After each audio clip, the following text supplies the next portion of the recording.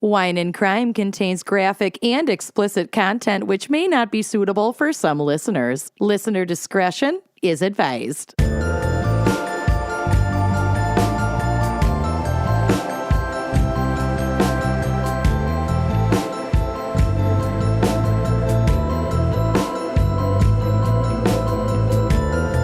You are listening to Wine and Crime, the podcast where three friends chug wine, chat true crime, and unleash their worst Minnesotan accents. Oh, yeah. Good Lucy burp right there. Good merp. Yeah. I'm Kenyon, and yes, I have seen the Taylor Swift imitating a Minnesota soccer mom video. Oh, Thank you. I haven't. It's probably not good. But that's not an invitation for It's 3,000 actually- people to send it to me. We've- I'll go look it up on my own. We've seen it. She actually does a pretty good job for somebody without a Minnesota connection. Okay. But it's also like 20 years old. Oh, Like, then we- I've seen that. Yeah. So we're We've good. Thank you. I enjoyed it. You've Thank seen you. it. Thank Have you. more you people so than much. making another round. Oh, yeah. Guess so. Lucky us. Oh, yeah. Okay, well, it can't be as bad as the ideal road trip. The map. The map. The fucking decomp cake needlepoint of the hand. I'm Lucy. I've seen all this too. I've seen it all. I'm Amanda. She's doing great, folks. We're all doing great. I'm just... It's one of those struggle weeks. It's been a struggle Again. like It's months. Monday. Ew, it's Monday? Is it? Oh, God, Yeah. it is. Oh. He rents. I literally was like, there's no way. It's Monday, babe. It's Monday. I'm checking. It's Monday. It's actually Oh my God. It's 3 days after Friday is really more what it feels like. It feels like a No. horrible extension of last week. Today No. was supposed to be the second week of daycare for Sonia. She's already had COVID, which she gave to me.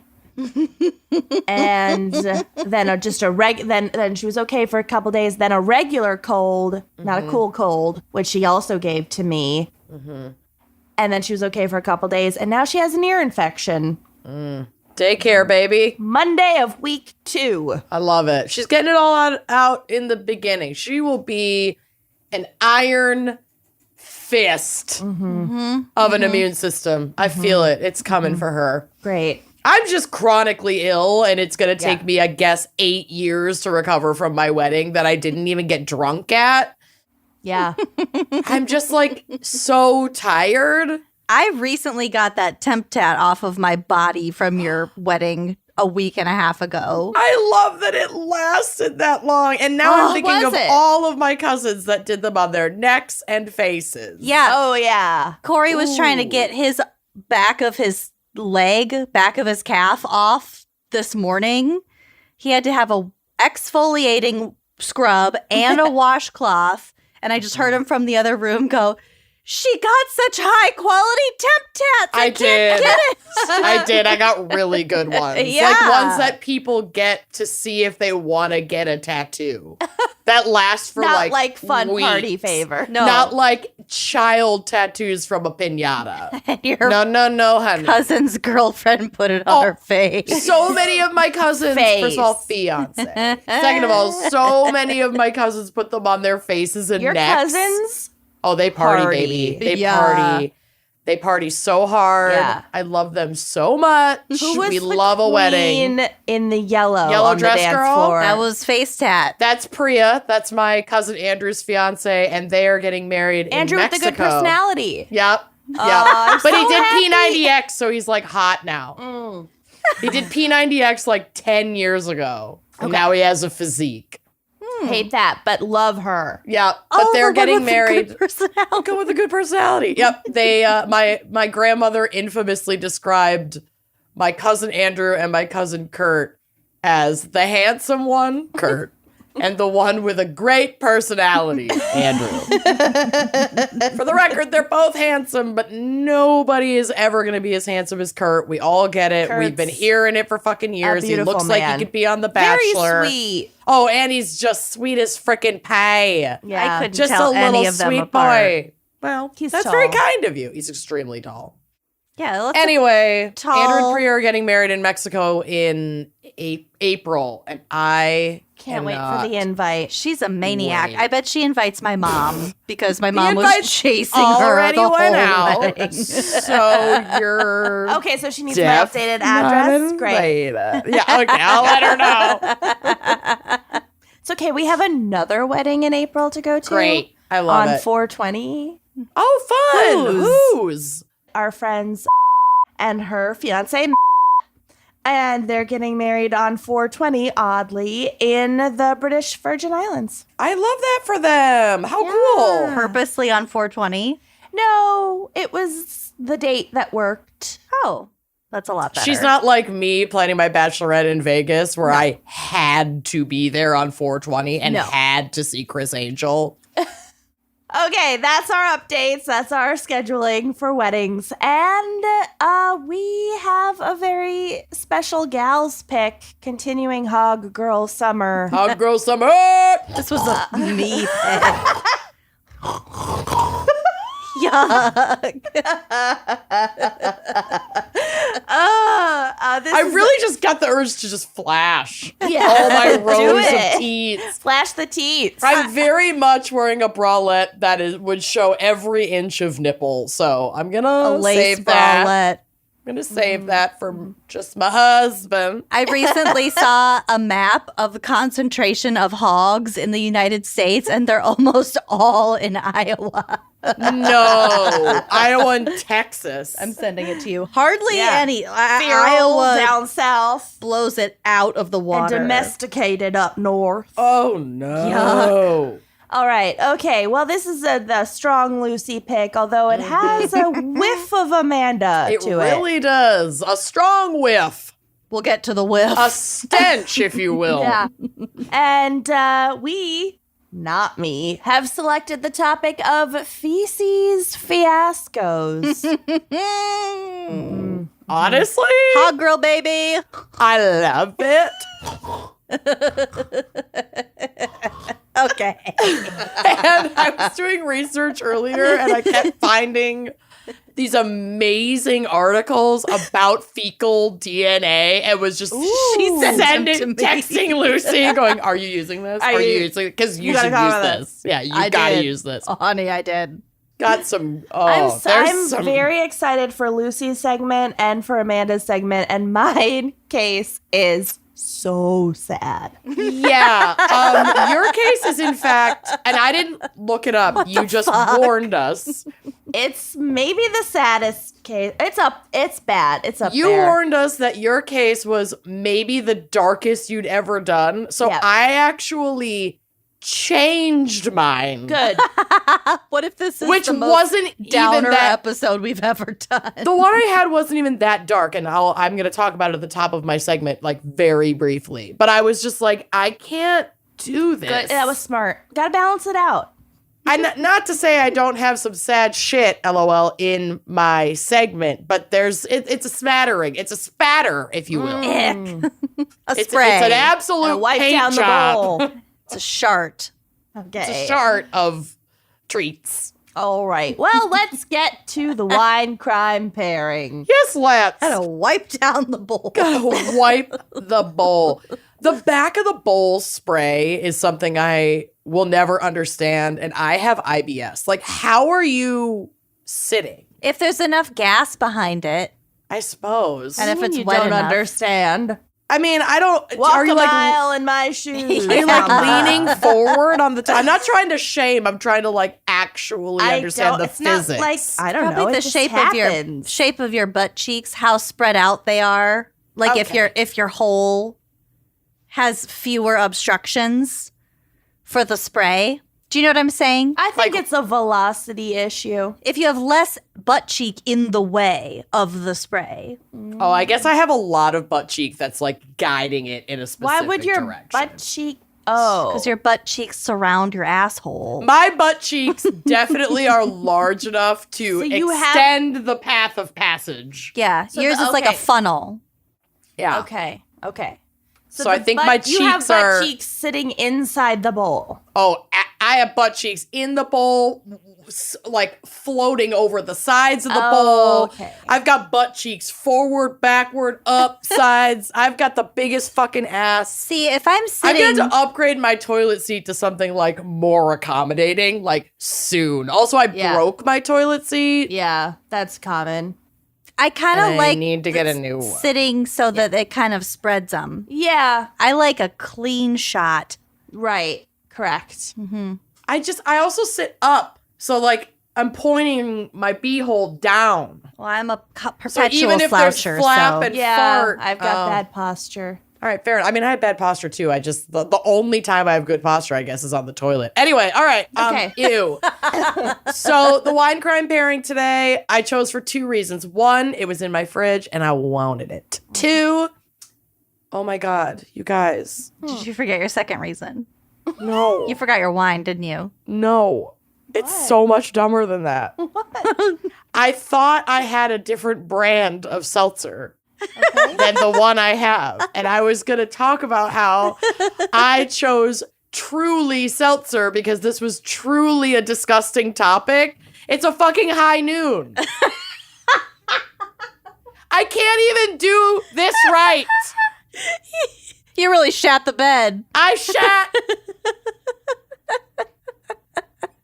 Well, that's why I'm drinking a high noon pineapple seltzer that I swear, I feel like I'm in one of those glitches in the Matrix because I swore to God when I looked at it earlier today, it was Truly. noon while mooning. Great. High moon. Nailed High it. moon. High noon. I'm low moon. concerned about my brain activity. I swear to You didn't touch your own face and then swat your hand away thinking it was a bug. So We're all running on doing 1,000,000% today. Well, okay. I wanted the real pairing to be Truly Seltzer because this is a truly disgusting topic. And I apparently hallucinated that I had that in my fridge. It's actually high noon. It's pineapple. It's delicious. That's what I'm drinking. But for the sake of your pairing, grab a Truly. And I truly do apologize. And at least I have something to crack. you know what? Make it a White Claw. You know what? Fuck it. Fuck it. Make it a Topo Chico. Yum. Delicious. All right, ready to crack because I've already cracked, apparently. Ready to crap. Here we go. Oh, it's a squirter. Back of the bowl. Squirter out of the crack. Nice crap. Nice crap. All right. Well, moving on. Lucy, what I should be is fired. Please just fire me. our Put background me out of my misery. and psych for Feces Fiascos? What is wrong with us? And Well- Freud, I'm guessing, is involved. Oh, this is so good. I didn't involve Freud. There was a lot to talk about. So there's no psych. I don't know where my bones are. Just imagine It'll it. be Take your own two-parter. bones. We're There you go. falling apart. Okay, so like some of our other body Horror. body horror, body focused forensic episodes, I have some synonyms and slang for us for poop. Yes. So we Oh, got Zach finally texted me back. I wished him a happy birthday hours ago.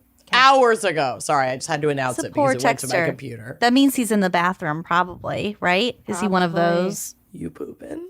All right, here are some synonyms: feces, shit, crap, dung, stool, droppings, turd, motion, mess, defecation, excreta, Defecation, no breathing. ordure, cack, like someone's mother-in-law. No. Night soil, loved that one.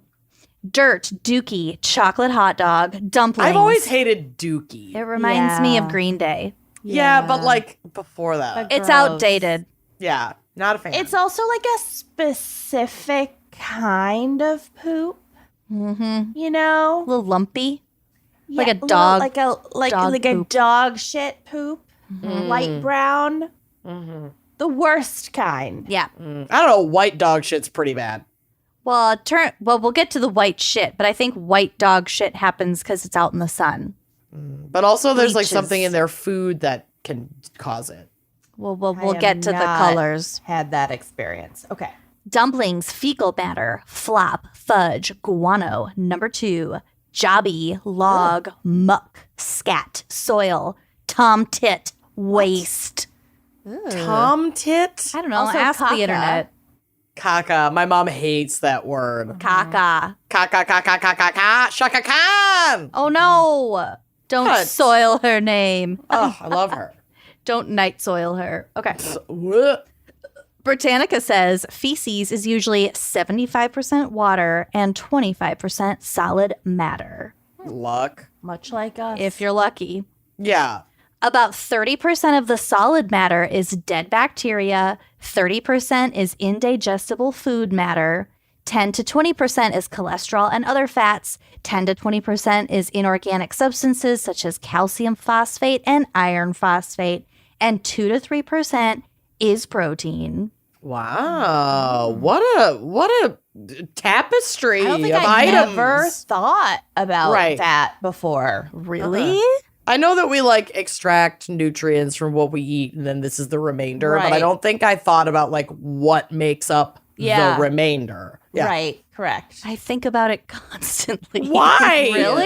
You It's think a like I wonder mystery. what percentage of this It's clearly is fat? not a Just like, mystery. what is because that? You just laid it out for us. And then sometimes there's corn, Well, Yeah. yeah. If you ate Tomato corn, skins. that is Yeah. not a mystery. spinach, Okay. leafy green. I remember I took the most exquisite shit once. It was like really long and it was like perfect. But you could tell exactly when in the last 48 hours I had started taking matcha powder. Because I had like an exact green, like the first half was brown.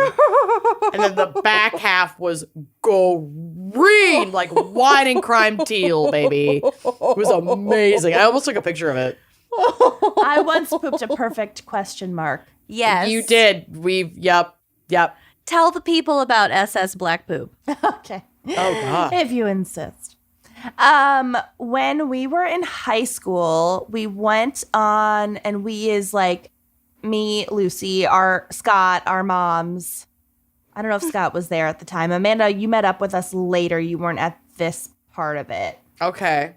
It was the beginning of our senior year of high school, and we went to the East Coast ostensibly for like a college Yep. tour Yep. of colleges. but, It like, was in Iowa. just a fun it was trip. just a fun trip for most of us. And frankly, our moms really wanted to go to New York together. So it wasn't the teenagers who had to justify it. No, it was basically just a fun trip. Yeah. We also had to take our ACTs in like the Bronx while we were there. took our ACTs in Brooklyn, which was very strange. And I didn't, but you guys no did. one told me that there was a science portion, so that was a rude surprise. Who did your prep?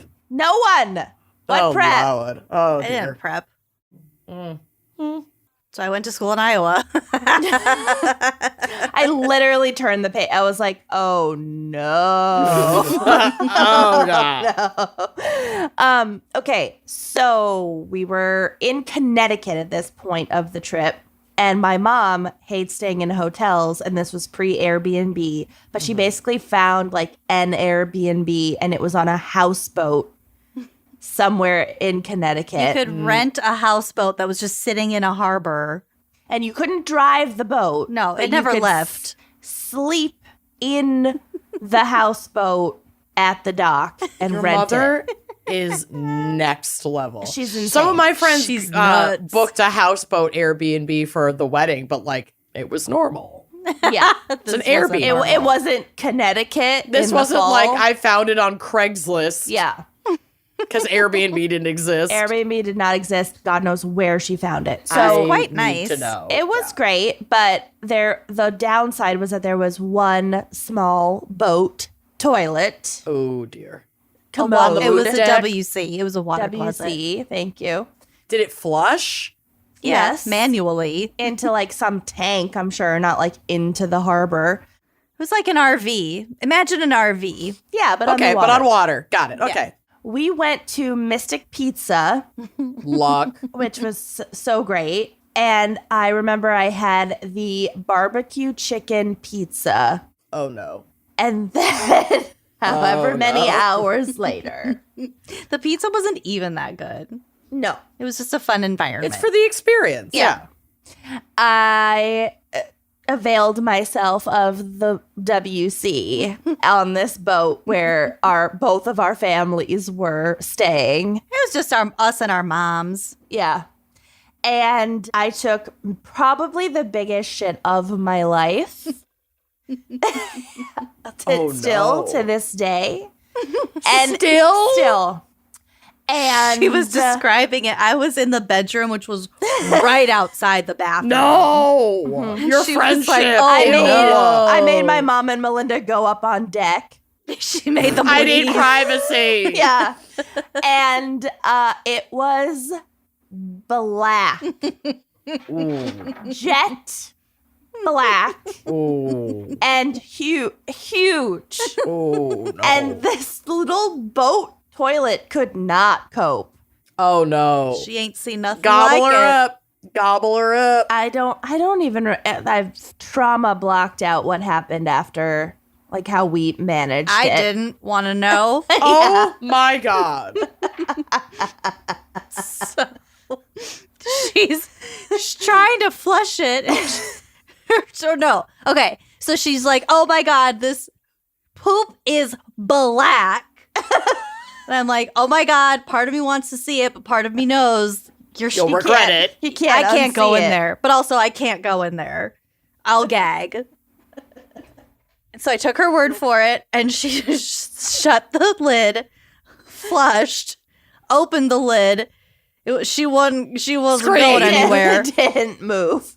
Shut the It lid just like again. spun around a little bit. No, it didn't move at all. It didn't move. So then she shut the lid again, flush, like a few times, opened it again. It had gone from like this to this. No. It turned like 5 degrees. Yeah.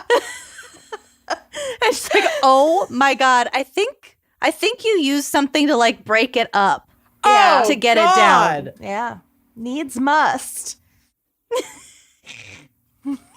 So we called that The rules boat. of the sea. What?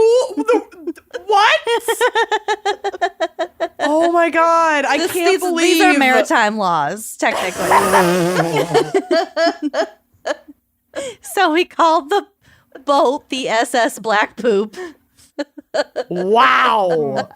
You almost sunk my battleship. And then we Literally. watched Alcatraz. No, what's a Bruce Willis? Die Hard. Die Die Hard. Hard. No, that's the Christmas one. We watched something on VHS with your mom.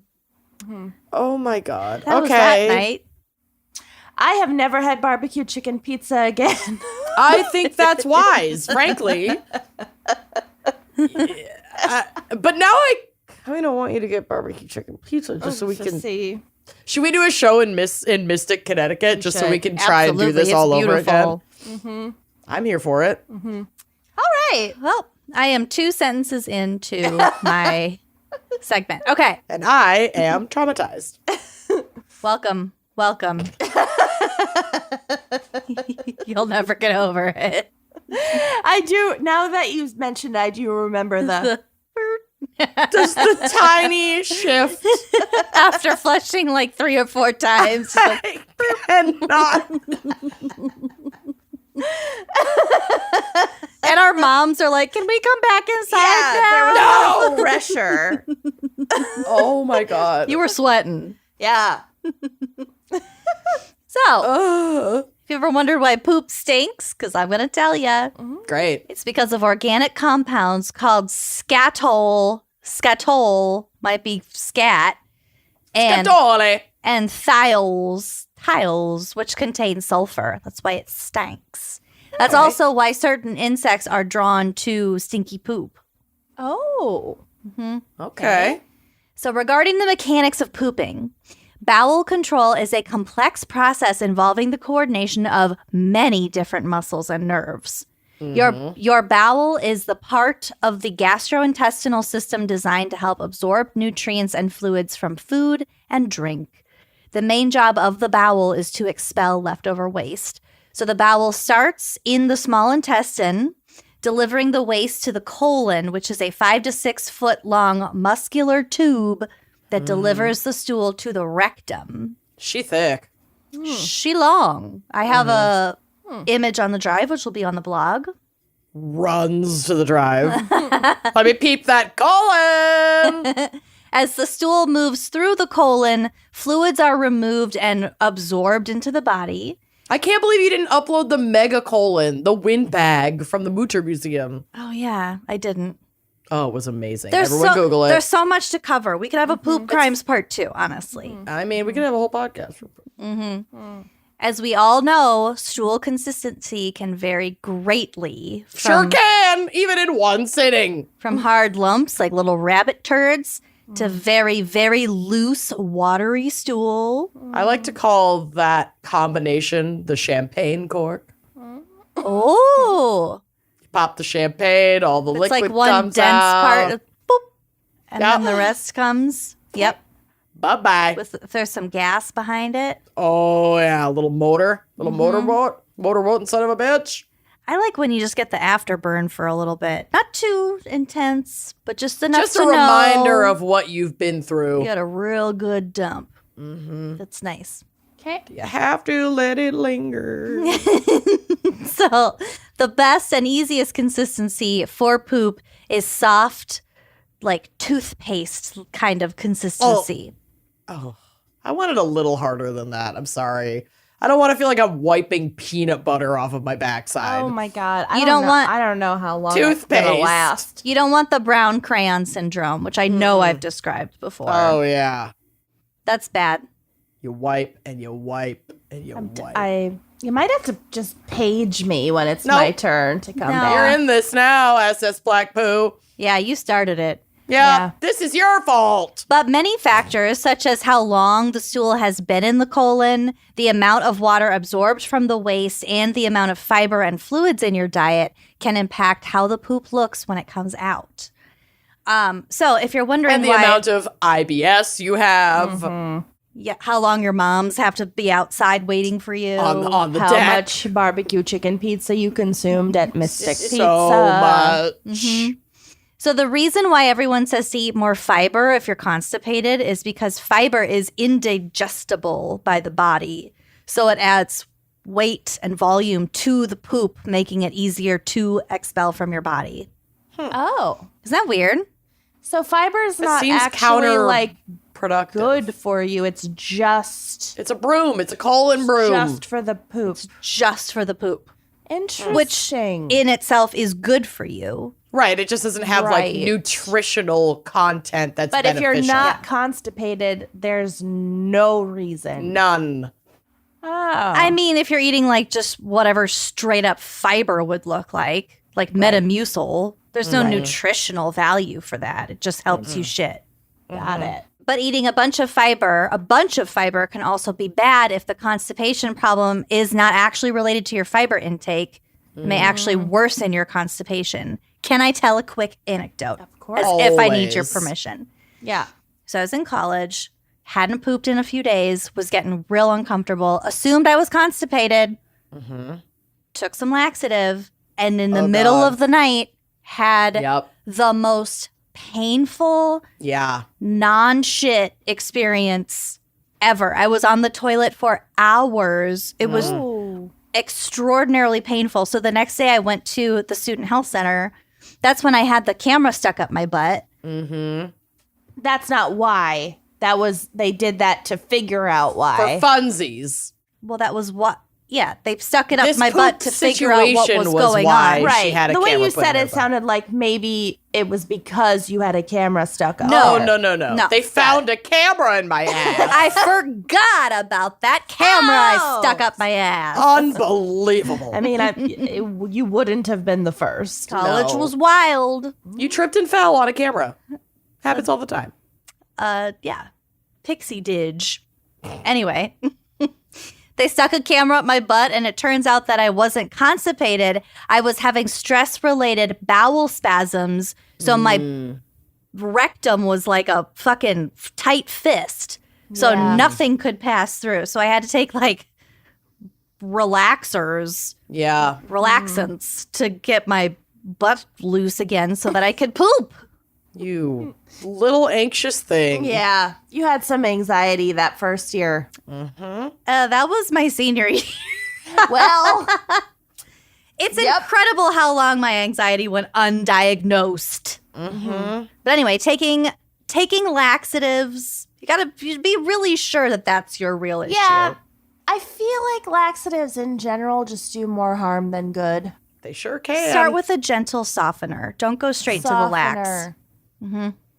Oh, God. And if you're going to give birth in any way that giving birth happens, You're gonna shit. stool softener. Yeah, for that recovery time. A lot of it. After, Yup. Yep. because I've had some issues already. And pack it yourself because the hospital is very stingy about doling it out, and you don't want to have to like call a nurse Steal. at 3 a.m. Be like, to have to next then one give in here you- without a pack of Toys. toys in their hands dies. Just pack it yourself and Hear me, Loretta? administer it yourself. Okay. Yeah. I also read that you should pack your own Vaseline to just lube up your baby's ass because their first couple shits are Yes. really tarry and you Yeah. want it all greasy. Just scoop it right up. Absolutely. Yep. Gross. Do that. There's Okay. a lot on the internet. Okay. What's it's that a called? nightmare. Merconium or whatever it's called. Meconium? Yeah. Yeah. I think so. Waconia, Minnesota. Named for the oily black poo that comes from like Sorry babies for devouring shit. their own hair and other shit in utero. I will say if you Blech. catch the meconium shit very quickly, then it doesn't stick. Ugh. It's just if it's sitting there Gets for a little any dry. amount of time. I'm going to save it. I'm going to save it in a jar and send it Oh to you. no. Okay. I don't think next. anyone needs you to do that. No, Bye. no, No, no, no. No, No, no. no. no, no. Oh, no. Okay. No, no. Okay, so that's fiber. Then we have the issue of fluids. So coffee and pop do not contribute to your fluid intake. No, no, no. No, no. No, Coffee no. can make you shit, though. Tell you what. Caffeine is a diuretic, which means that it pulls fluid from your body and excretes it as urine.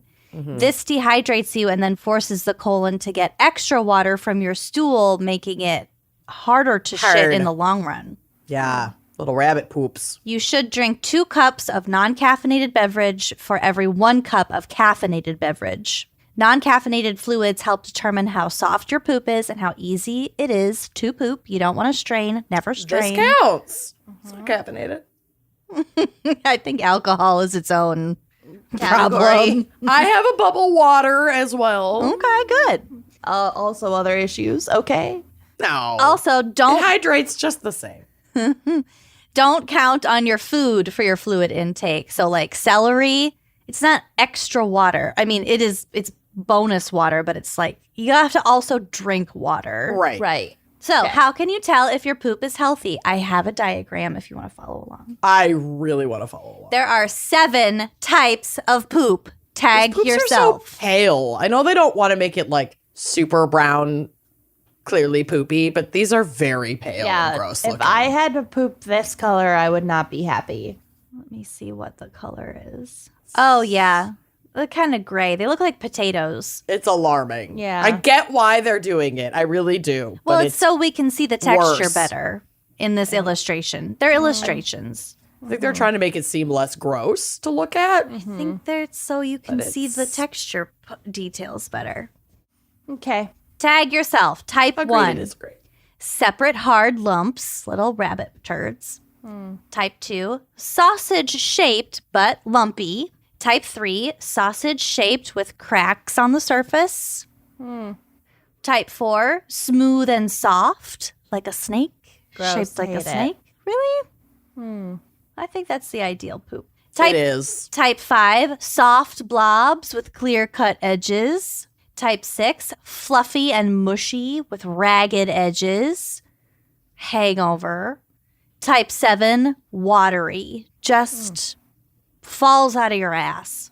I'm like a type 6 with a type 1 moon and a type 4 rising. Yeah. Same, but type 3 rising. Like every once in a while, I'll be gifted a 3. Really? But it's rare. Yeah, my gift is a 4. You're mostly type 6, both of you? I'm like mostly a 5-6. That's I have fucking IBS and diabetes and all kinds of shit. My stools being solid are a gift. Rare. And I poop every day, often twice. Yeah. that's good. Well, the ideal poops are type 3 and 4. So soft, had a good poop sausage today. shaped with cracks on the surface or soft and smooth, snake-like. I had a little snake today. It was good. Good. I'm glad. I'm proud of you. Wow. As for the poop color, it should be brown for the most part. Or Not- green for the matcha part. Not jet black. Not jet. Half green, half brown. Not Well- mystically jet black. We'll get to the black. Poop is primarily brown because of a chemical called stercobilin. It can end up in the poop as a byproduct of the hemoglobin in broken down red blood cells. Interesting. It also comes from the bile. So without that stercobilin, poop would be a pale gray or whitish color. That would be dogs. worse. Very, that would be worse. Very happy that it's not. Are you going to explain where the black poop comes from? Yes. Okay. In my okay, next 'cause paragraph. I haven't read it. Because, like, isn't it bile and or blood that can make your poop black? I just want to know if that is like a wives' tale or. Well, if that's- the bile and let me I'm getting to it. Okay. If your poop is not brown, the color of your crap can indicate a problem. For green and red Christmas poops, it might be due to the color of the food you've recently eaten, like matcha. Matcha, baby. If you have not eaten something green, or if you're on antibiotics, it might be green because your poop is moving too fast through you. And for red, the amount of times I have had to set alarms in my phone reminding me that I ate beets. Beets. The fear. The fear. I almost had to take my friend to the hospital. She texted me and she was like, I might need to go to the hospital. And I was like, what's up? She's like, I'm shitting blood. And I was like, did you eat beets? And she was like, oh, wait. Yes, I did.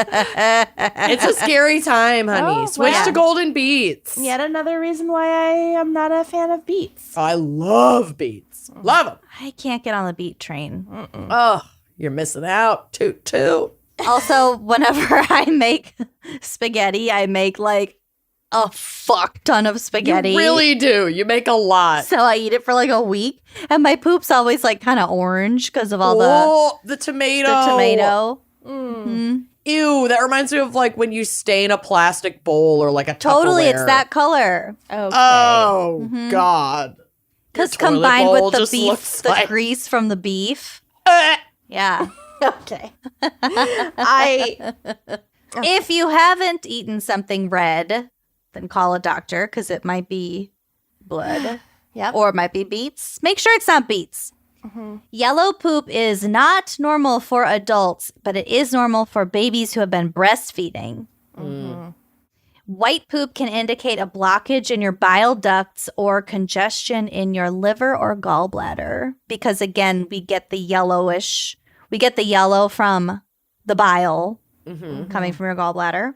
Lastly, Amanda, if your poop is black and you haven't eaten dark foods or taken bismuth medication like Bismuth. Pepto-Bismol Got it. Okay. Yeah. or iron supplements or eaten at Mystic Pizza, then it Did you could be take something Pepto? else. Were you like not feeling well after the pizza? Maybe? don't remember. No, you don't Maybe. remember. We have to blame Mystic Pizza. It's way funnier that way. Yeah. Fair enough. Fair enough. I feel like if I had taken Pepto-Bismol and then we were talking about it so much, my mom would've would have clicked. said, Your mom Yeah. would have said something. yeah. So I'm guessing not. All right. Okay. I really wanted to touch on worms, so that's what I'm going to do right now. Okay. Oh, no. Didn't your sister have a tapeworm once? No, I wish. Okay. Sorry. I invented that in my head. No, I don't think so. According to the CD, we can totally spread that rumor though if you want to. Stop. No, Sorry, I'm Madeline. shutting that Maybe down. I had a bad dream, but I really thought that you had a tapeworm once, and Lucy Not was really start that. excited I'm about it. defending Madeline. No, she did not have a tapeworm. Tell everyone. Okay. No. According to the CDC, hookworms and whipworms are known as soil-transmitted helminths, which are parasitic worms. Hellmouths. Helmets. Hellmouths, yeah, because look at their mouths. There's photos. Yeah, they latch. They're disgusting and amazing. They have little creepy teeth. It's just a worm with a hole Ew, on the look at end its of eyes. teeth. It's got 2 little eyes. Oh, God, ew. Hello, I'm in your ass.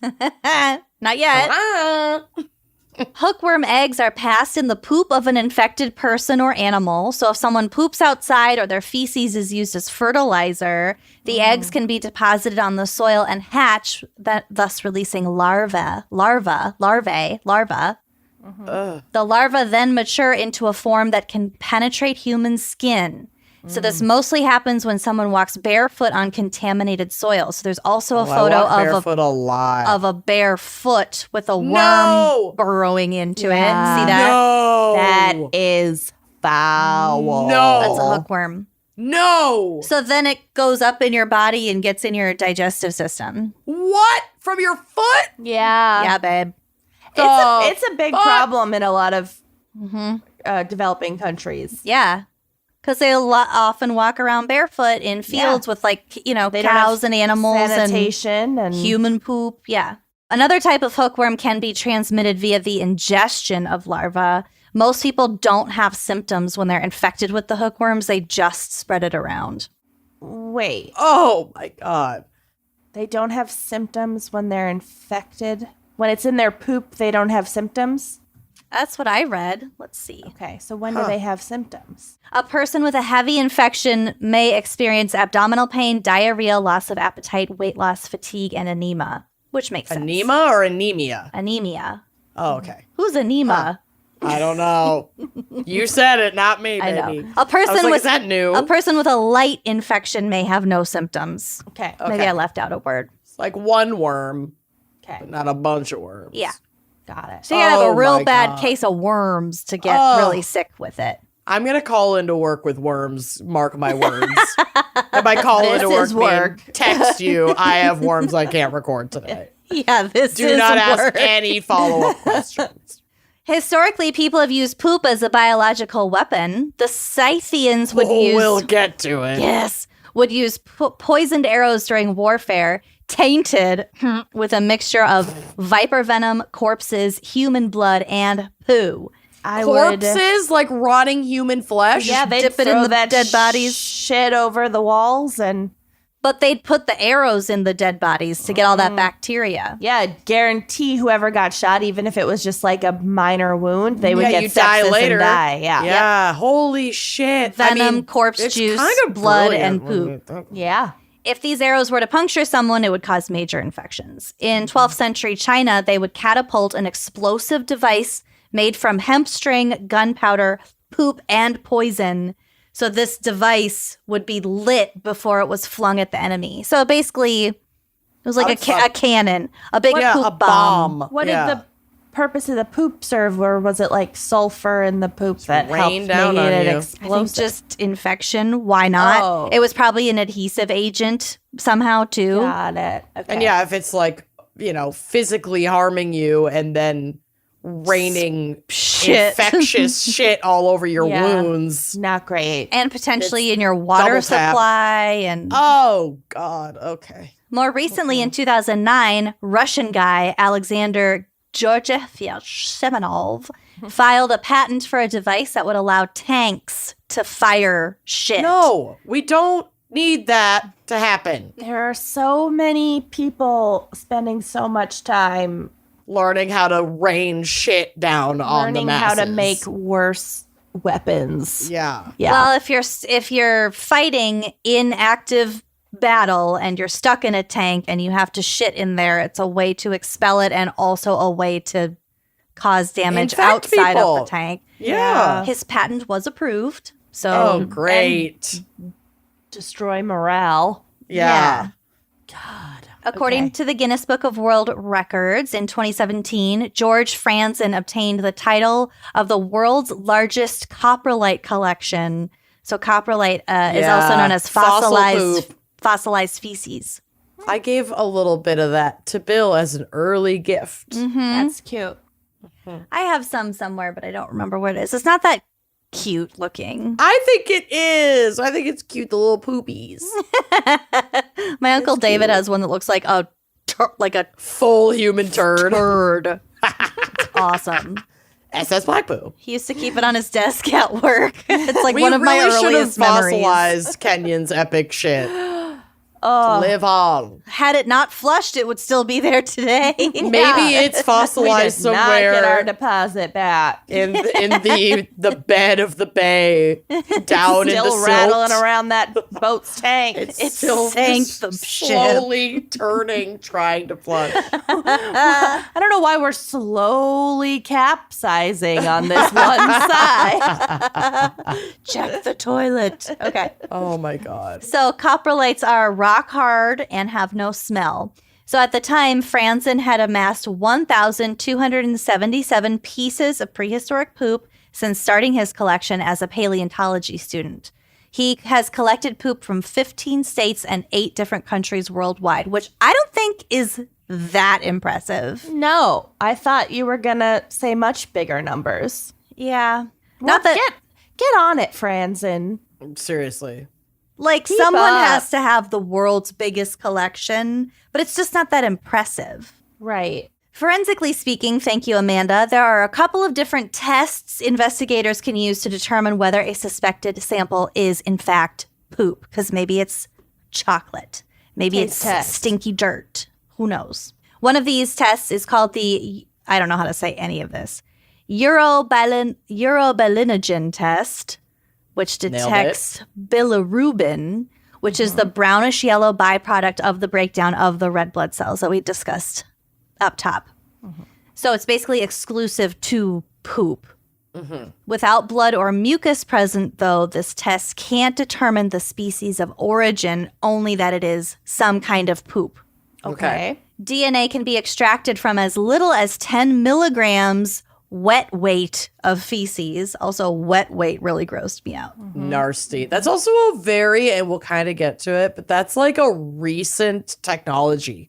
Being able to extract DNA from feces. I was surprised to learn that the DNA from a certain individual's poop is exactly the same DNA as what you'd get from their blood. Yeah. And I don't know why that surprised me, but it did. But the process of getting it is obviously not the same. So they developed this technology like in the 2000s. So watch out if you're pranking poop bandit. people. Yeah. Use dog poop. So particular crimes can be solved specifically from fecal samples, including illegal dumping.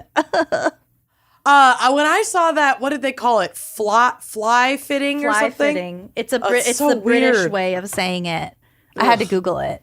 Yeah. Huh. Okay, But like never if heard that. you're dumping all of your own trash, like Kenyon, we had to do this in China. You can't flush toilet paper, so you just had to put all your poopy toilet paper in a garbage bag, and then we just kind of put that near the closest public garbage can. Oh dear. I forgot about that too. I Fly blocked out a fitting. lot. Blocked out a lot. So fly fitting, illegal dumping, also harassment. Like if you shit on your neighbor's lawn, they can figure out whose shit it is. Bestiality. Don't want to even think about how that works. Okay. Well, usually I don't want to bestiality think about it. Okay. Take a sample, swab it, send it to the lab. Rape, particularly if anal sexual assault is involved, but also not exclusively, but that makes sense. There could also just be an abnormal mental aberration involved that would cause a person to shit themselves while they're committing a crime, or just plain nervousness. You just shit yourself. I don't know. Or sometimes they linger and don't flush. You know, like Well, the sometimes it's criminal like will. also Yeah. an intentional calling card. Yeah.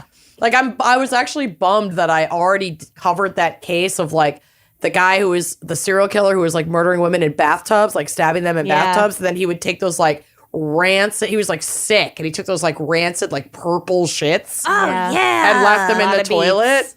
That was Yeah. so weird. Also, Amanda Knox, wasn't there shit I- in the toilet at the victims? We'll get to it. That was going to Oh. be my case that I. Oh, okay. Yeah.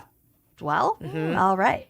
An investigator would also look for fecal transfer on clothing, underwear. You know, what are they called? Streaks, Streaks. because straight men think it's gay to clean your butt. I promise you, it's not. What is with the streaks in the underwear? They don't. I don't know. Get how you to a man wipe. who They don't want to loves a spend. bidet. Yes, they don't want to spend time with their hand by their not- butthole. I'm not putting up with that. Nope. Oh my God, get some wipes. We have a tushy. It's Have the some best. dignity. Yeah. Literally. Also, doesn't it get itchy when you leave yes, shit on and your it butthole? reeks. I'm not. Y'all are disgusting. There are Wash, full, yes. There are full communities of straight, primarily white men who think it is like quote unquote gay to wash your butt because they they're don't want to just- touch their own buttholes. They've never. They're just like Yes. unhygienic in general. Like they Well, don't sure, wash but their I'm- hands after they pee. Specifically, there's like a whole That's culture a real of- thing? Yes, I thought that was it's just a real. joke. No. It's real. It's real. Okay. Well, It's yeah. nasty. Poop kind of gets everywhere. So, Yeah. good chance of transfer poop. Also, close the toilet bowl before you flush Yeah. because she sprays all over your toothbrush. Yeah, it's really gross actually that we keep our toothbrushes in the bathroom. Someday I want to have the little poop room Its own room. separate from That's nice. the sinks. When I had a Then you medicine can get cabinet, ready while the other person's pooping. yeah. When I had a medicine cabinet at my old place, I used to keep my toothbrush in there. That's smart. But I don't have that now. Wow. So, DNA from a poop sample can be matched up with a blood or saliva sample that might already be on file to identify someone. Again, this really shocked me and I was very impressed. Also, coolest of all, the color of a perp's poop can be an indicator of drug use. Oh, yeah, because I think if you do like heroin or opioids, you can get really, really constipated. Yep. Okay. And Interesting. other chemical. I know, didn't Google the whatever. details, but Various- if it's green or if it's black or if it's red, even that can indicate certain chemicals. Sure. So just to close this out, I have a couple fun facts. I know my Just to segment- pinch this off. Just to pinch this off. Sloths only poop once a week, and when they do, it's called the poop dance. Oh, So should have buried the lead much. Step. That's so cute. It's so cute. So this is from Mental Floss. Two-toed sloths often let her rip from the trees, but three-toed sloths follow a bizarre routine that has baffled scientists. They typically make their way down to the forest floor to relieve their backed-up bowels, because they only go once a week. And once they get there, they do a little poop dance while digging a little hole with their feet to poop inside the hole. They're making a patty.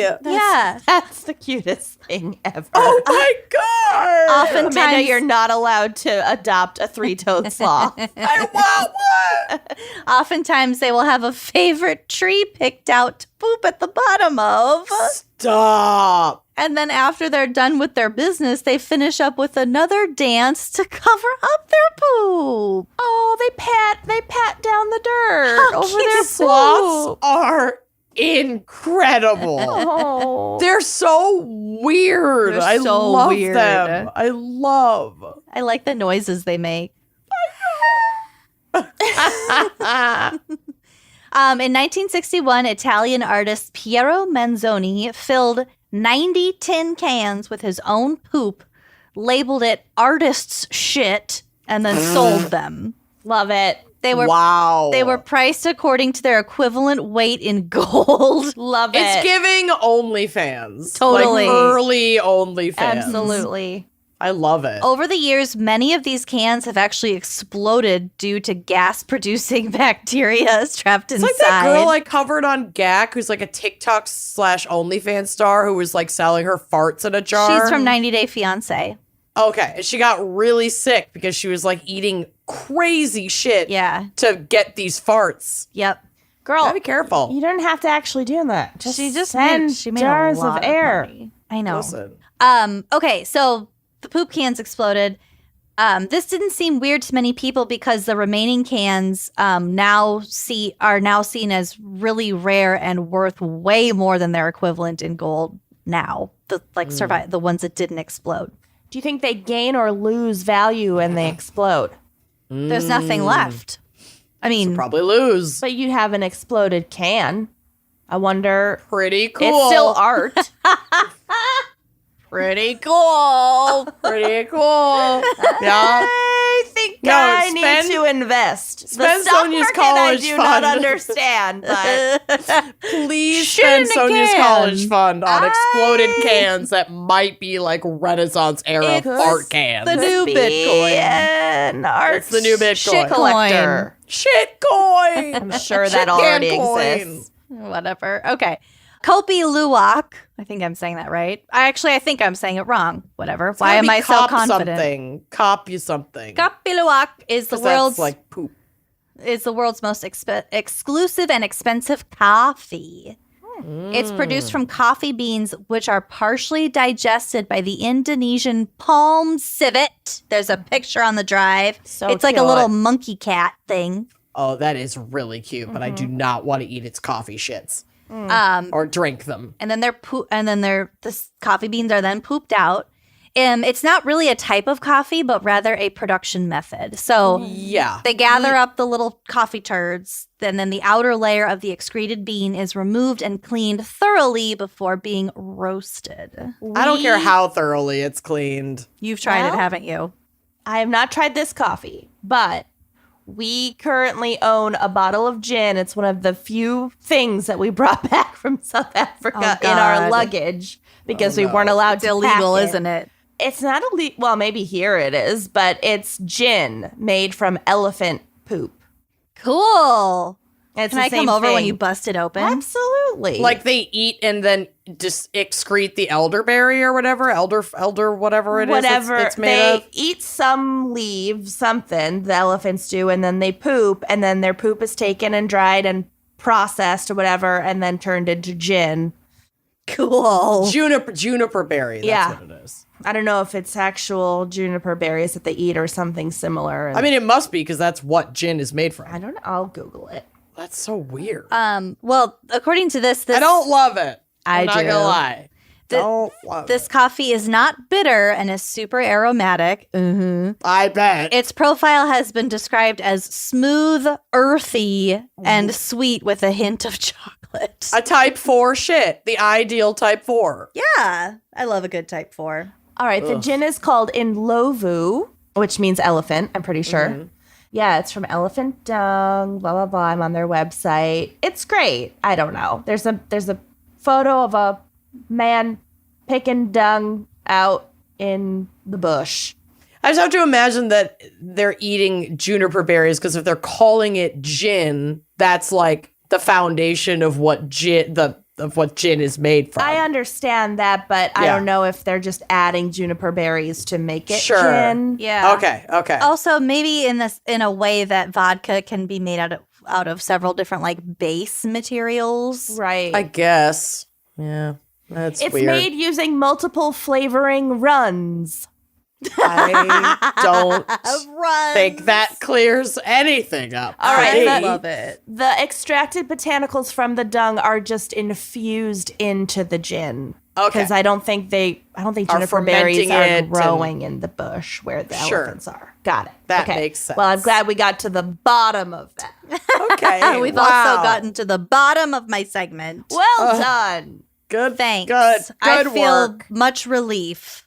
I love All that right. journey for you. Let's hear a quick word from our sponsors. I'm sure this will be the last ad breaks we ever have. Oh God. And Tushy, get at us. We've already promoted you once. and then on to my case, which again, super sad. Tragic. Can't wait. I have really sensitive skin, and did you know that the skin on your scalp Is skin? is still skin? Because I have found out the hard way in the past. And Yeah. so now I am religious about finding products that are made with clean ingredients, but that still actually work. When it comes to my hair and scalp health, I don't want a trade-off. I want them both to be happy and thriving. And I get that from Vegamore. Their products are made with clean ingredients, and they give me visibly healthy hair and scalp. Listen, as someone who has extensions, your scalp health is so important.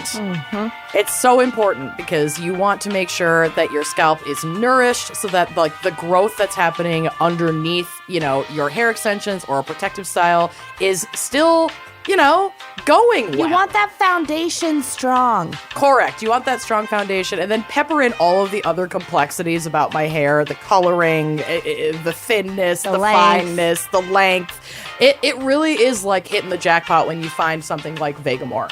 And with Vegamore, I am able to maintain visibly thicker, fuller, shinier, longer hair without all the harsh ingredients and every adorable little pink bottle of Vegamore. All of these products are 100% cruelty-free. They are never formulated with potentially harmful chemicals like parabens or hormones, which you don't want anyway, just like for your bod. Yeah, just like around your Yeah. space. Not But good.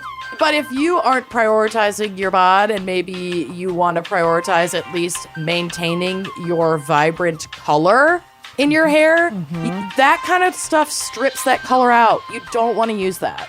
What's even better is that Vegamore's value kits, like the Grow Essentials kit, which I got first, and it gave me all of these like smaller sizes of products at a great savings so I could try a bunch of products out. And now it's like, okay, I know that I want the Grow Serum. I know that I want the Lash Serum. Like, I know. love the lash serum. Obsessed. It's like I got to know all of these great products that are in the Grow Essentials kit. I got to, identify with my favorites, and then those are the ones that I order again and again and again. And when you sign up for a monthly subscription, you save more, and then you never run low on the products that you need to take care of your hair. Talk about a set it and forget it for your hair care. Like, obsessed. The key is consistency in your routine for your most beautiful, healthy looking hair. So, like I said, that Vegamore Grow Serum, I will use it daily. I don't wash my hair more than maybe once a week, but I have a pretty dry skin. I have a pretty dry scalp. And when you have hair extensions, they don't benefit from all of that natural oil that like the hair that's actually connected to the root and your scalp benefits from. So you gotta oil them up. Give them Yeah. that serum. Yes, so I put that Grow Serum on my scalp. It just keeps my scalp feeling like so nourished and so soothed, and then I can go longer between wash day. And fun fact, Vegamore sells one bottle of Grow Serum every 15 seconds on their website. So like, if you don't believe me, that's how great this stuff is. So give your hair the power of the little pink bottle with Vegamore. For a limited time, Wine and Crime listeners get 20% off their first order by going to vegamore.com/gals, GALS, and use that code GALS at checkout. That's vegamore.com/gals, code GALS to save 20% on your first order. vegamore.com/gals, code GALS, and treat your hair. Treat it. Y'all, it's a really chaotic time of year. Like, Yeah. summer's coming to a close, school is starting, routines are totally changing. And even if you don't have kids, it's like all of these transitions are still happening, like in your orbit. Things are changing with work, things are changing with your home care, like the holidays are approaching. It's a lot. Yeah. It's a lot. And I know that my anxiety is heightened at this time of year all the time. And I realize that talking to a therapist can really help me get through those transitional periods of just the normal calendar year, But I wasn't really sure how to get started, and then I discovered Talkspace all those years ago, and it has totally changed my situation. Talkspace made it so easy to find a therapist that I loved, and it's so convenient because you just meet online, you can do it at home or wherever you're the most comfortable. It's the best. It's made a huge difference. That's right. So Talkspace can help with any specific challenges you might be facing. It is the #1 online therapy platform. They have licensed therapists in over 40 specialties, including anxiety, check, depression, check, substance abuse, no. Maybe. Relationship issues, check, and much, much more. Check. I also love the convenience of it. There is no need to commute to appointments. You don't have to miss time at work or line up childcare in order to attend sessions. You don't have to wait in traffic. It's mental health care made easy, especially for those of us who struggle a lot with making and following through with appointments. Yeah, it's hard. That's one of my biggest stressors. So why would I have therapy add to that stressor? No thanks. I don't have to.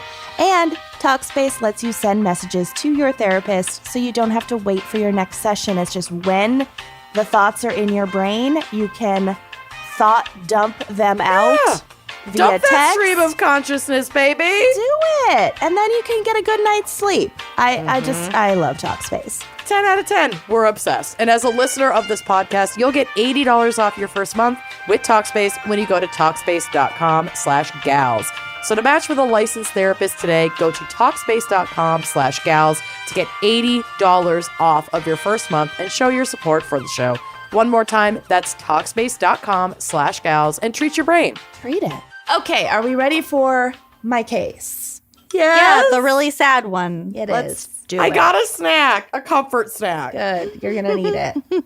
Okay, I want to preface my case by saying that it's really senseless and it is truly heartbreaking. And the topic of sexual kinks are going to come up a little bit. And while we may talk about our own preferences on this episode, nothing we say should be interpreted as kink shaming because that is not our intention. And actually, I think this case, in a weird way, will demonstrate how dangerous, societal stigmatization of sexual kinks can be, but equally, just the fear of that stigmatization can be really dangerous. Okay. So I don't want to get bogged down in that debate, and I also don't want to have that debate detract from this case, The crime. and the crime, and the fact that a young life was taken way, way, way too soon. Okay, so this story takes place in southern Colorado in a town called Durango, which is at the base of the Rockies. It's a very idyllic setting. Colorado is Gorgeous. gorgeous, not to be believed. Mark and Elaine Redwine were married in 1989 and lived in Durango with their 2 children. Their son Corey was born in 1992, followed by Dylan in 1999. This was Mark's second marriage, so he also had an older son from a previous marriage, but his older son didn't live with them. Then in 2000, when Dylan was still just a little baby, Mark and Elaine got divorced. So now Mark's had his second divorce. And this was not some Gwyneth Paltrow-esque conscious uncoupling.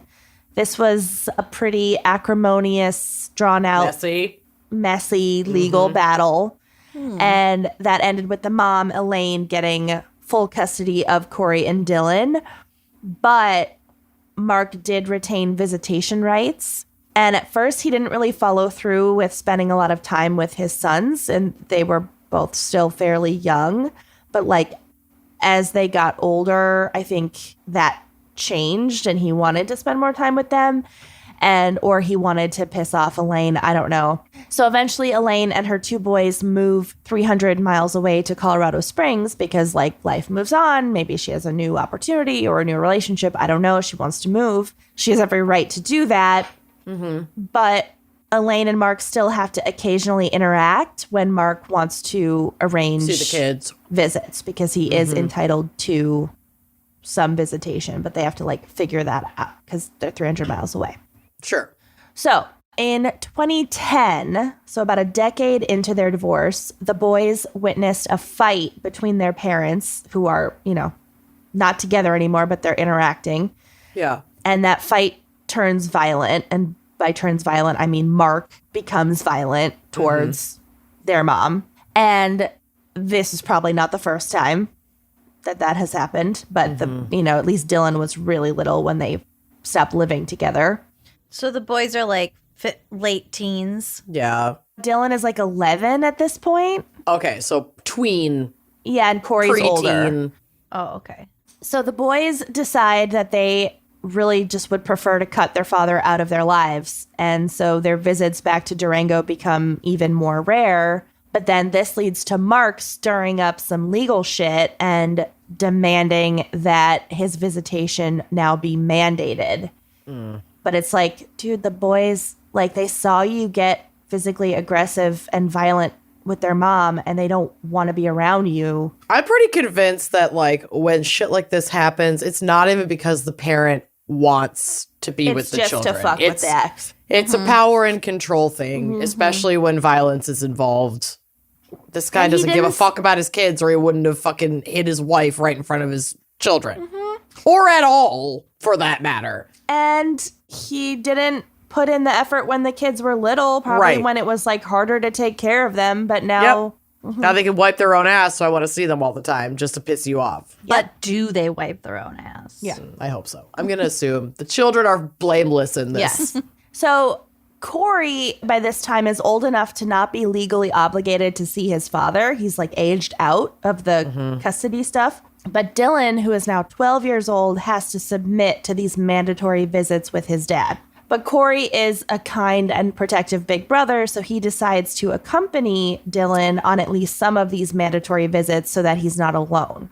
Oh, that's sweet. Which is sweet. So for Father's Day weekend in 2011, Mark, Dylan, and Corey go on a road trip together through the Midwest. One night, they're all like chilling, sleeping in their motel. I don't know if Mark is asleep or if they have two motel rooms. Probably they have two motel rooms. I'm not sure. Or maybe he's out, whatever. It doesn't matter. He's not seeing this.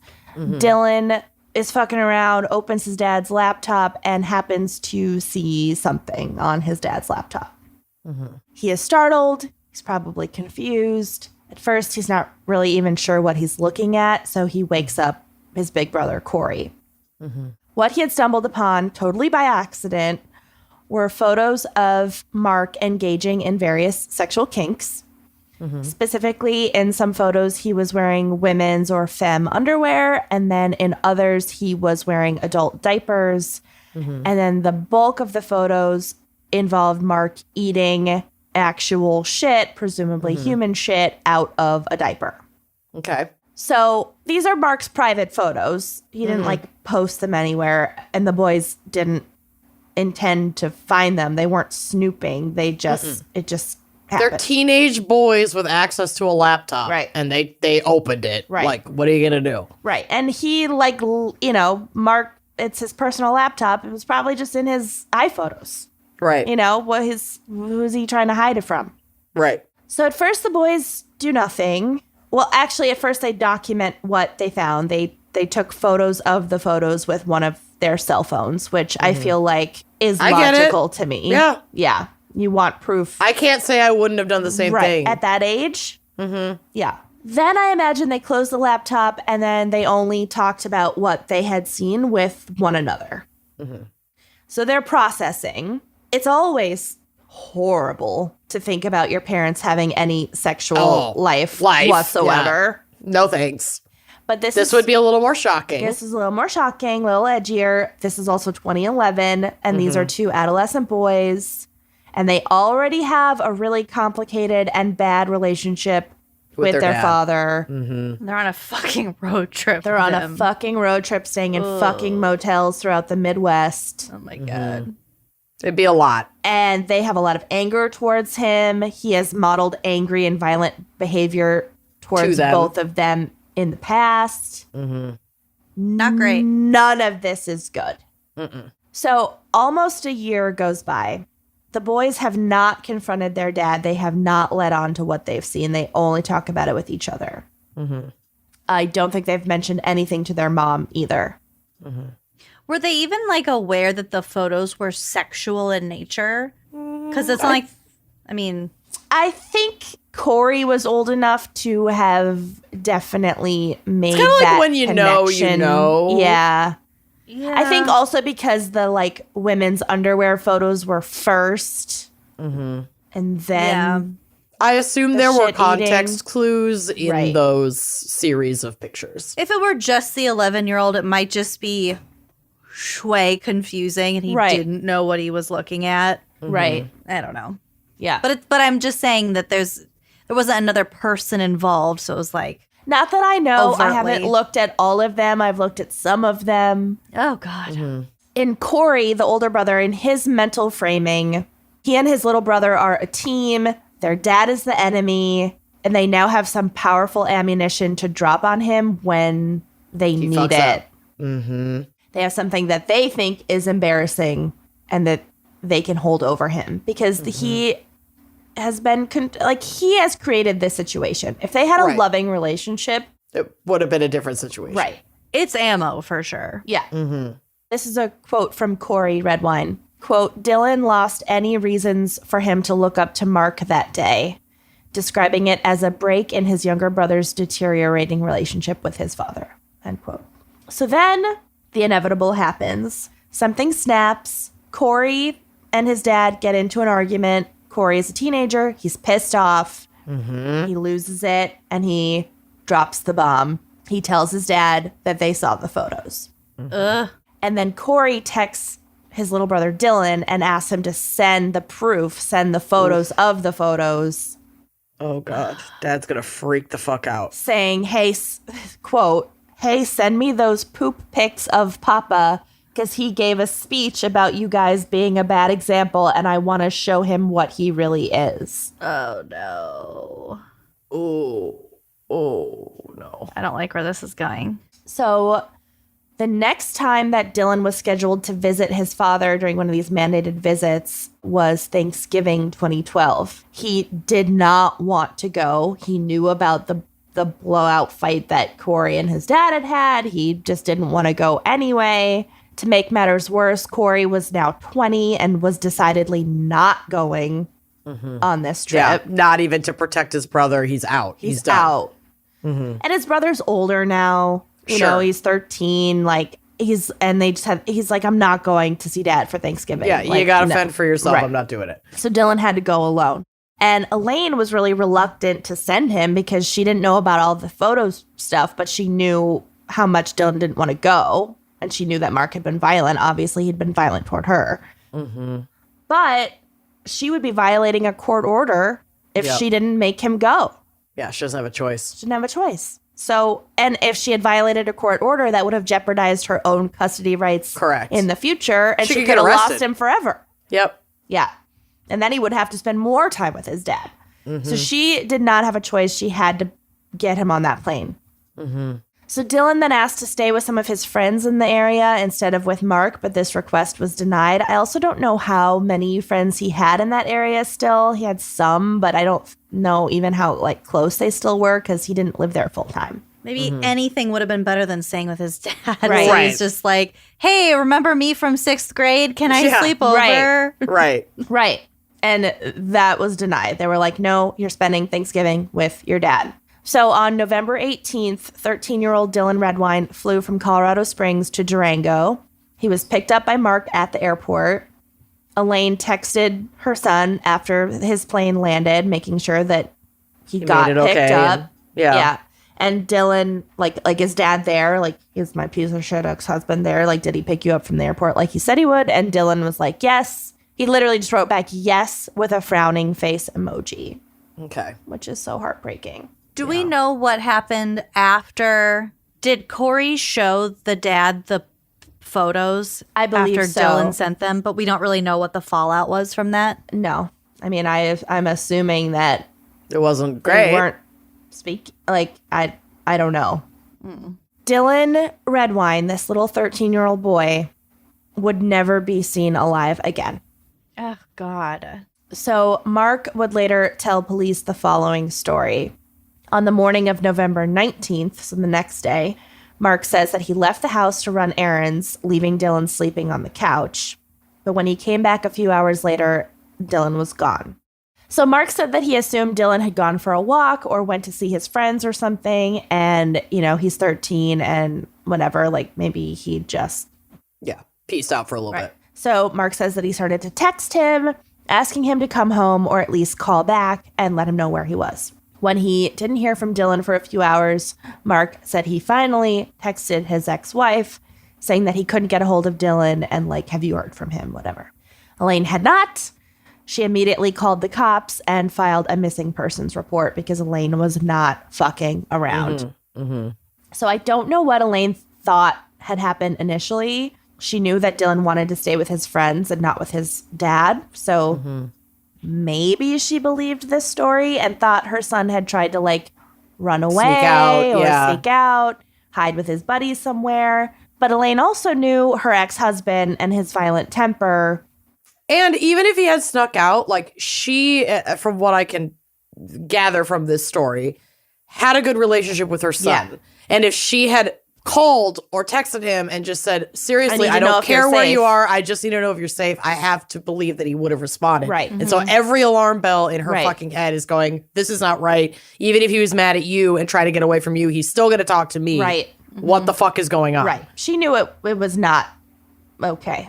Right. So maybe she never believed Mark. Maybe she was instantly suspicious. I don't know. But alarm bells are going off and she's not wasting any time. A week goes by. Dylan is still missing. There are no leads. Mark Oh, God. seems curiously unbothered. Yeah. A massive search is ongoing with divers, police dogs, hundreds of volunteers searching for Dylan in like the Colorado wilderness. Yeah. God. Mark does not participate. Elaine also she called to report him missing, and then she and I think her new husband, the stepdad, I think, got in the car and started driving. Immediately went there. Yeah. Yep. A couple of weeks after Dylan's disappearance, the case officially becomes a criminal investigation. Investigators rule out the runaway theory because Dylan's phone was never used. And he never responded when his friends texted him or Elaine or Corey. And I'm sorry, when was this? 2011. Okay, so they also have the capacity to track Track the phone, pings. cell phones. And But it was like off. Also, I believe that they interviewed local friends and they were like, no, there was not a plan for him to run away and he's not staying with any of us. Yeah. He's a good boy. Yeah. Poor kid. So Mark Redwine's home and truck are searched and he becomes a person of interest. Investigators do find blood in the house. It was on the couch where Dylan had been sleeping. It was on tables, rugs. Mark's girlfriend at the time says that the blood must have come from a year ago when Dylan cut his finger. And No. just sprayed it all around the living room. No. You know, blood exists. There are teenage boys get hurt. It's not like We don't clean around here. I doubt they did very much. And I don't think there was a massive amount of blood. Okay. It wasn't like, oh, someone bled out here. Okay. Then sure, maybe. Yeah. But still. So time goes on. Mark is still a person of interest, but they don't have a body and they don't have enough to charge him with anything. Mark ends up going on Dr. Phil No. Why do they always go on Dr. Phil? with his ex-wife Elaine and son Corey. A what? Yeah, it's a very uncomfortable episode. I haven't watched the whole thing.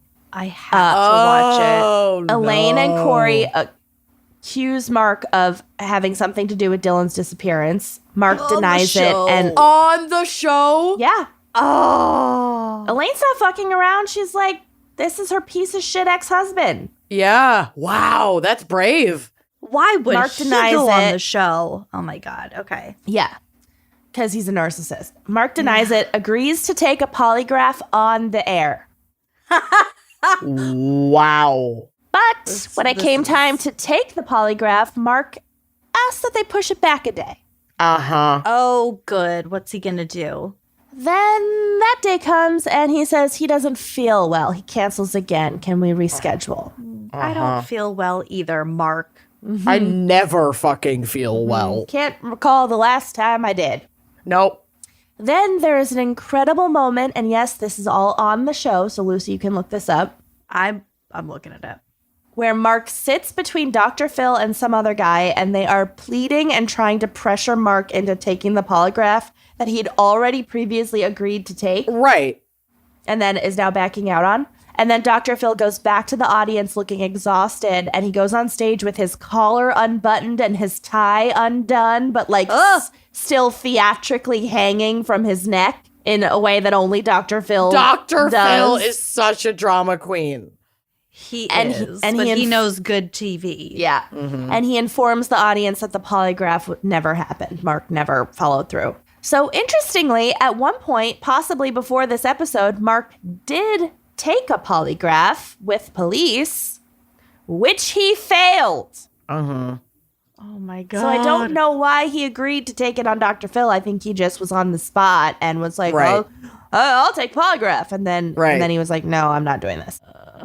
So finally, on June 27th, 2013, some of Dylan's remains, some bones, were found in a wooded area about 10 miles from Mark's house. No. I knew, but like I didn't want it. I know. didn't want it to be true. Actually, I think first they found one of Dylan's shoes, and then they narrowed the search area, and then they found some bones. There is nothing sadder than like a lone lost child's shoe. Oh God, I can't. No. For sale, baby shoes It never was worn. never worn. So the remains were DNA tested against, this is so sad. They were DNA tested against one of Dylan's baby teeth that Elaine had saved. Honey. Keep the Yeah, teeth. he's just a kid. What other DNA are they going to have on file for this poor boy? Yeah, but she's a mom and she saved his baby teeth. Hell yeah. It's one of those creepy mom things. It's what you do. What if I got, what's it called? Subpoenaed my vial of baby random people's baby teeth. That'd be amazing. That would be amazing. But I also Someday. hope for you. Circumstances. Someday, if you win the lottery Test and you them have all. fun money, you can test them all. Have them all submitted to CODIS want them against back? the wishes You want one of all the together? people who gave them to you. Want one all together. Send letters to all the loved one, the surviving family. I was coming out of nowhere, but I tracked you down because I have your baby teeth I have your child's from teeth. 40 Lucy, years I ago. want our listeners to know, too, that I said something about, like, Sonia getting some of her first teeth because she has two little bottom teeth right now. And Lucy goes, oh, are you going to save them for me? And I was like, no, I'm going to save them for me. A Yeah. lot of people don't save them. I just like that you immediately asked if she was going to save them for you, not are you going to save them, period. I should have asked, are you going to save them? And if your answer was no, Then I follow would up. have. Right. I just jumped. you should've. I jumped the gun. jumped the shark. Oh, You did. so sorry. It's the worst thing I've ever said. I know. I think it's funny and telling. I wasn't Definitely offended. not the worst thing you've it ever was- said. It was just By confirmation a of long who shot. you are. Are you going to Yeah. save them for me? If you ever get sick of them, Sure. Absolutely. my baby's going to have DNA everywhere. Everywhere. Okay, so they found his remains, and now this is not just a disappearance or whatever. It's a It's a murder. murder. Well, it's a death. Death investigation. Suspicious death investigation. Did they find his whole body? So far, they have found a shoe and some bones. Oh, okay. God. How long was it that he was disappeared A for? little over a year. Oh my Around a God. year. June. This poor family. in I the can't- woods. I can't math. Okay. So Mark starts to tell people that the most likely scenario is that his son had wandered off and was attacked by Knew an it. animal like Animals. a bear or a cougar. Grow up, Mark. So he starts to try to like shape the narrative. Jesus. 2 years later, Dylan's skull was found 5 miles from where his bones had been. Separate, way separate. 5 And miles the skull separate. probably will reveal some cause of death Has a information. hole in it. The skull helped investigators determine a cause of death. There it is. Dylan had a skull fracture above his left eye. He had died from a sharp blow to the head. Oh my God. Ew, like an axe. I don't know. I never read about a specific murder weapon. Sharp blow to the head. I mean, it could have been any heavy object. Sharp objects. Yeah. It's interesting that it's not blunt force trauma. Yeah, that's what I'm saying.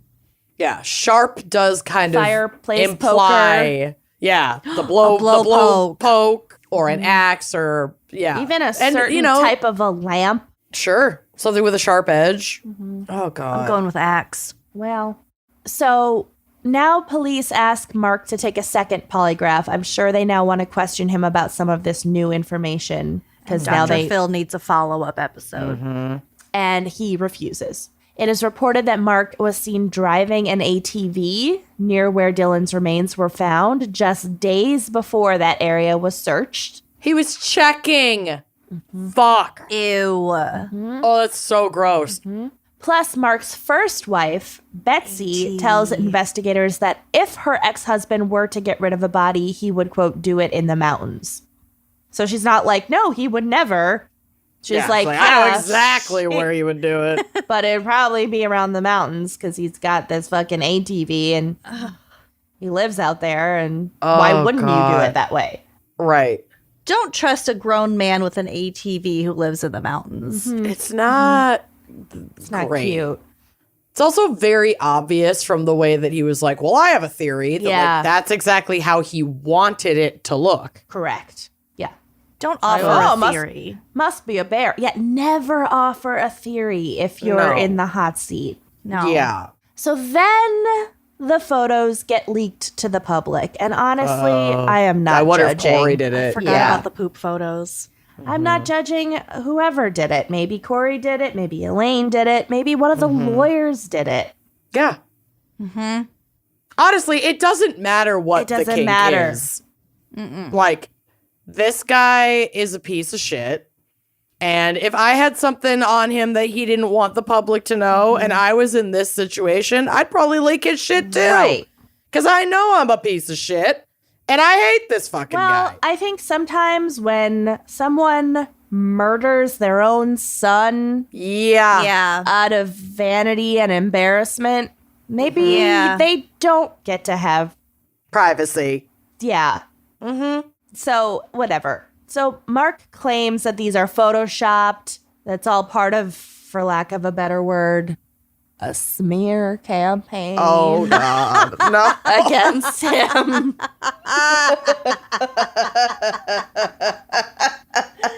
Oh, you're on such a streak. I had a pretty good run. That was a No. smooth transition. Thank you for all those compliments, but don't be a brown noser. Oh.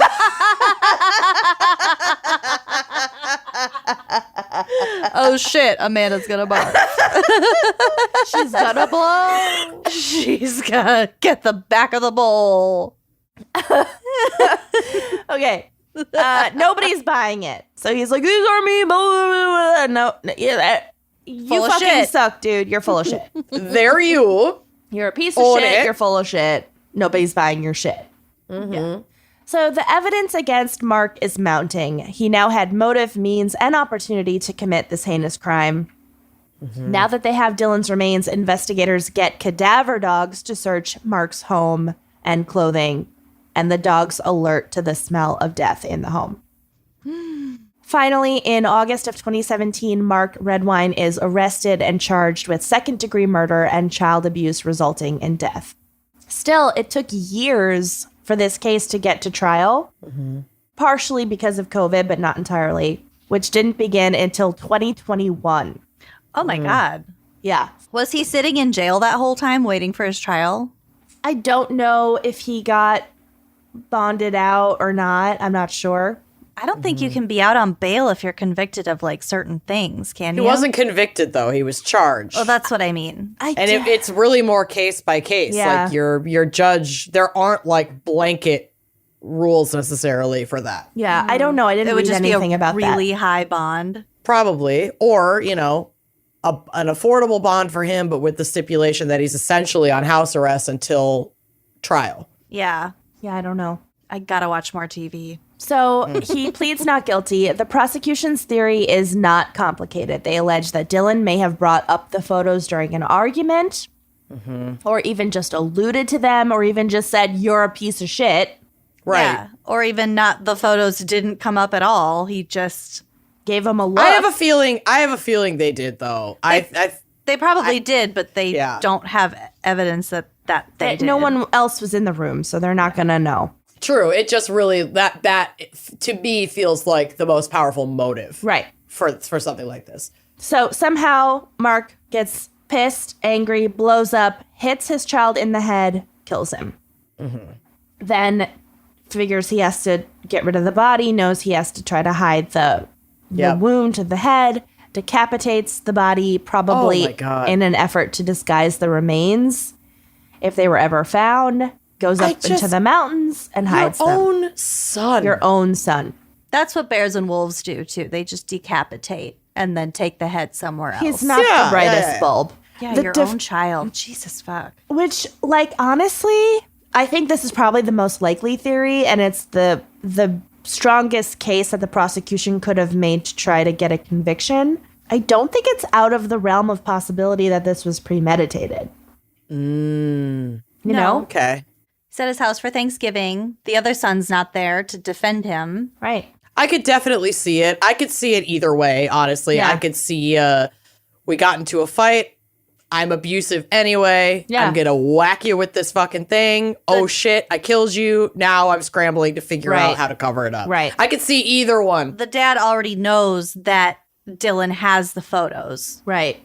I don't know if he did at that point, though, because it was Corey who had confronted him. And we don't know if Corey told him that Dylan saw it, too. Yeah, Maybe Corey I guess. never... So it could have taken him by surprise to be like, oh, shit, now both my kids have seen these, and that could have contributed to how he responded in that moment. How reactive he was, Right. Like, the fear is even more overwhelming because now it's like, oh, shit, the cat's really out of the bag. Right. Yeah. Or the diaper, so to speak. Either one. So the defense stuck with the animal attack theory and was essentially like, let's not kink shame poor Mark, and the photos have nothing to do with this, and they're just trying to, again, smear him.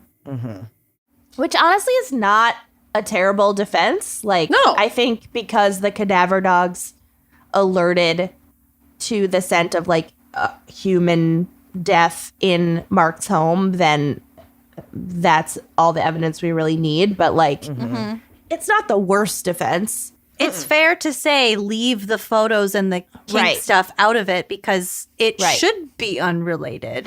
No, and the only reason that it's even related in any way is because it could have sparked a reaction. Yeah, it could be the motive. Right. And like, otherwise, it would not have been entered into evidence at all and should not. It's not applicable. Not applicable. Right. It's if not Mark applicable. Wasn't a monster. No. It has nothing to do with it. Exactly. His kinks have nothing to do with him being an abusive piece of shit. It could have been any other thing that his son did or said to set him off that could have gotten him to hit him over the head. That he was it's just in embarrassed this about, case, or it likely happened to be sensitive photos that he didn't want shared publicly. Right. That he didn't want his family or his children to know. Right. Could have been anything else. Right. Exactly.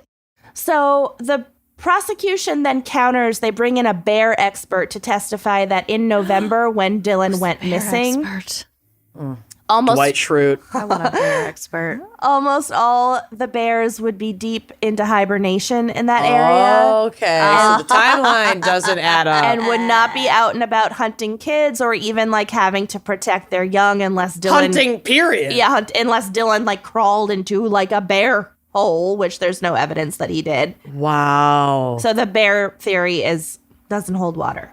Oh my God. That's brilliant. I love a bear expert. Brilliant. Science. I love it. So the trial goes on for 5 weeks, but it only took the jury 1 day of deliberation to find Mark Redwine guilty of second-degree murder and child abuse. And he was sentenced to 48 years in prison. Bye-bye. How old was Mark at the time of his sentencing? Do we know? He's going I to just die want to know in if he's going to prison. die in prison. He's going to die in prison. I think he's going to die in prison. Especially being a child abuse Sure. resulting in death guy in prison. Listen. He's not a particularly healthy-looking dude, and 48 years is a long time, and he has one kid who's already in his 20s. That's elderly for a Victorian child. Can you believe? Yeah. No. 48? My God. And he's got an older kid than in his 20s, so he's got a kid who's probably in his late 20s. Sure. So math it up. Okay. Yeah, he's probably in his 60s at least when he was sentenced. So the judge said later in an interview with the Durango Herald, quote, I have trouble remembering a convicted criminal defendant that has shown such an utter lack of remorse for his criminal behavior. It was all about decapitating him. your child. God. That's wild. Mark did not speak at his sentencing hearing. Instead, he wrote a response that honestly just reads like a fucking Trump tweet. And this is part of it. Is it in all caps? Basically. Are random words capitalized for Called no Fifi. reason? Just imagine this in Trump's voice. Quote, Oh, no. innocent of all charges, miscarriage of justice, fake conviction, sham trial. Oh, my God. This is literally what Trump is on trial for in Trump Georgia. hired Mark Redwine to be his speechwriter. Social media manager. Mark Meadows. Red wine. I take this circumstance very seriously and want to make clear that I too have lost a child I love more than life itself. I will fight for true justice, not for myself, but for Dylan. I have always shown remorse for the things that I am guilty of. Stand against fake justice. Fake Wow. Wow. God, what a psycho. He didn't even try. Not even a little bit. Nope. Calling the death of his child this circumstance. I can't. But I am not going to let that asshat have the last word, even if it is from behind bars. So this is something that Elaine had to say about her beloved son. Quote, Dylan was sweet. He was funny. He was charismatic. He was very empathetic. He really cared about people and their feelings. Just very sweet. Oh. And it's just fucking senseless and So sad. horrible. Yeah. Just decapitating your own kid. Even post-mortem. Yeah. That's next level Just fuckery. killing your own kid because Killing him you're and then- embarrassed. Well, right. And like, okay, I'm obviously not sympathizing with anyone in this situation. However, I can like understand psychologically Yeah. the freak out, the hit over the head. Oh my God, what have I done? But like, that's where it ends for me. That's when you turn yourself in, you call the police. You die by It's suicide. it's over. You don't cover it's it up done. and You continue don't to lie and go on Dr. Phil. It's the Dr. Phil, but like the decapitation, the dismembering of your own child Riding around on an to ATV, save dropping to save parts. your own butt. The driving the head 5 miles away. It's so beyond anything I could ever comprehend happening in nature. I like can't And then getting caught and not taking even taking any lick of responsibility No. for what you've done. because Because it's all I about do him. think it's all about him, and I do think that people like this, again, not to forgive or explain away anything, but I think that he is so deep in his delusion that there's even a part of him that Yeah, truly believes he's innocent. like Trump. Yes. Yeah. It's so I can't comprehend Narcissistic it. abusers Yes. cannot feel guilt, Nope. so they will twist a circumstance Yeah. into such a way in that they are the victim, no matter what. It's so sick. Yeah. It's so sick. Yeah. Wow. Well done. Yeah. Fucking yikes. And good job. Little break? Well, yeah, I'm not saying it's going to get a lot better, but it's not that bad where Great. we're going. I'll take Okay. it. Yeah. Any Who would have improvement? thought? Feces Fiascos. What a day, Oh my people. God. Let's hear a quick word from our sponsees and then come back and wrap this bad boy up. Yeah. Step into a world of non-stop action on DraftKings Casino. Play the classics like blackjack, roulette, and slots, plus enjoy exclusive games that you can't find anywhere else. Right now, new customers can get a deposit match up to $100 in casino credits when you deposit $5 or more, and it's so easy. All you have to do is sign up, select the offer, make your deposit, and start playing from a full suite of games. Your way is the only way to play on DraftKings Casino. Play online on your time, in your space, and within your means, and it is safe, secure, and reliable, so you can deposit and withdraw your cash whenever you're ready. Download the DraftKings Casino app now, sign up with the promo code GALS, and new customers get a deposit match up to $100 in casino credits when you deposit $5 or more, only on DraftKings Casino with promo code GALS. Gambling problem? Call 1-800-GAMBLER, Michigan, New Jersey, Pennsylvania, West Virginia. Please play responsibly in partnership with Hollywood Casino at Charlestown Races in West Virginia. All games regulated by the West Virginia Lottery. In Connecticut, help is available for problem gambling. Call 888-789-7777 or visit ccpg.org. 21 plus, physically present in Connecticut, Michigan, New Jersey, Pennsylvania, West Virginia only. Void in Ontario. One per opted-in new customer, minimum $5 deposit, max match $100 in casino credits, which require one-time playthrough within 7 days. See terms at casino.draftkings.com/players choice. Restrictions apply. All right, so I'm like shook over how many crimes have been solved by feces. Yeah. Yeah. So we're going to follow my ADHD bounce house brain for my segment tonight. When this topic was selected, hashtag Hot Girl Summer, like we talked about earlier, I started going down kind of an Amanda Knox rabbit hole because a huge part of her defense was the unflushed turd in her toilet during the timeline of the crime, which forensic DNA linked to Rudy Gede or Gade. I'm not sure how to pronounce his last name. Sorry. Rudy G. Gede, exposing him as the killer of Meredith Kircher. But I really didn't want to cover that case because it's way too overdone. I knew Kenyon was doing a dark case. I started writing it. I got bored. I didn't want to do it. Mm-hmm. But it did get me wondering what cases have been solved by shit. Mm-hmm. So I compiled some short dives to satisfy my wandering mind. Yes. I love your short dives. I do too. First one's real sad. I mean, a lot of them are really sad, but it's fine. In 1997, Gail Shirley and her 16-year-old son returned home from running errands in their Ventura, California neighborhood, and she immediately realized that their home had been broken into. So scary. I know. She's got her 16-year-old son. His name is Jake. She called 911 to report the burglary and didn't realize that the culprit was still in the home, hiding in her closet. Oh, God. Oh, my God. Yeah. While she's in another room and while on the phone with 911, Jake, her son, could be heard in the background screaming, "I just got stabbed." Oh, my followed God. by the sound of the front door of their home slamming. Oh, my God. She never saw the attacker, and police arrived to this poor woman administering CPR on her son and sobbing for him to, quote, breathe for mommy Oh, as my he's God. bleeding out. Yep. So he was rushed to an area hospital, but his blood loss was far too severe, and he died within hours of the attack. Amanda! Yeah, sorry. Did what I could. Just two sons dying on an episode of the podcast. This is life. episode is as dark as Kenyon's shit in Mystic, Connecticut. Yes, it is. Oh, my God. So she didn't see him, and now the only person who did see him had died. So this poor kid, he'd been stabbed 3 times in the neck and stomach. And one of the errands that Jake and Shirley had run that morning was taking Jake to do his driver's test that he had just passed that day. That's like the best day of your young life. Yeah, he was like freshly 16, just got his driver's license. Oh, my God. Mm-hmm. You're a monster. I know. The knife used in the attack was found on the ground a few blocks away, and DNA matched the blood on the knife to Jake.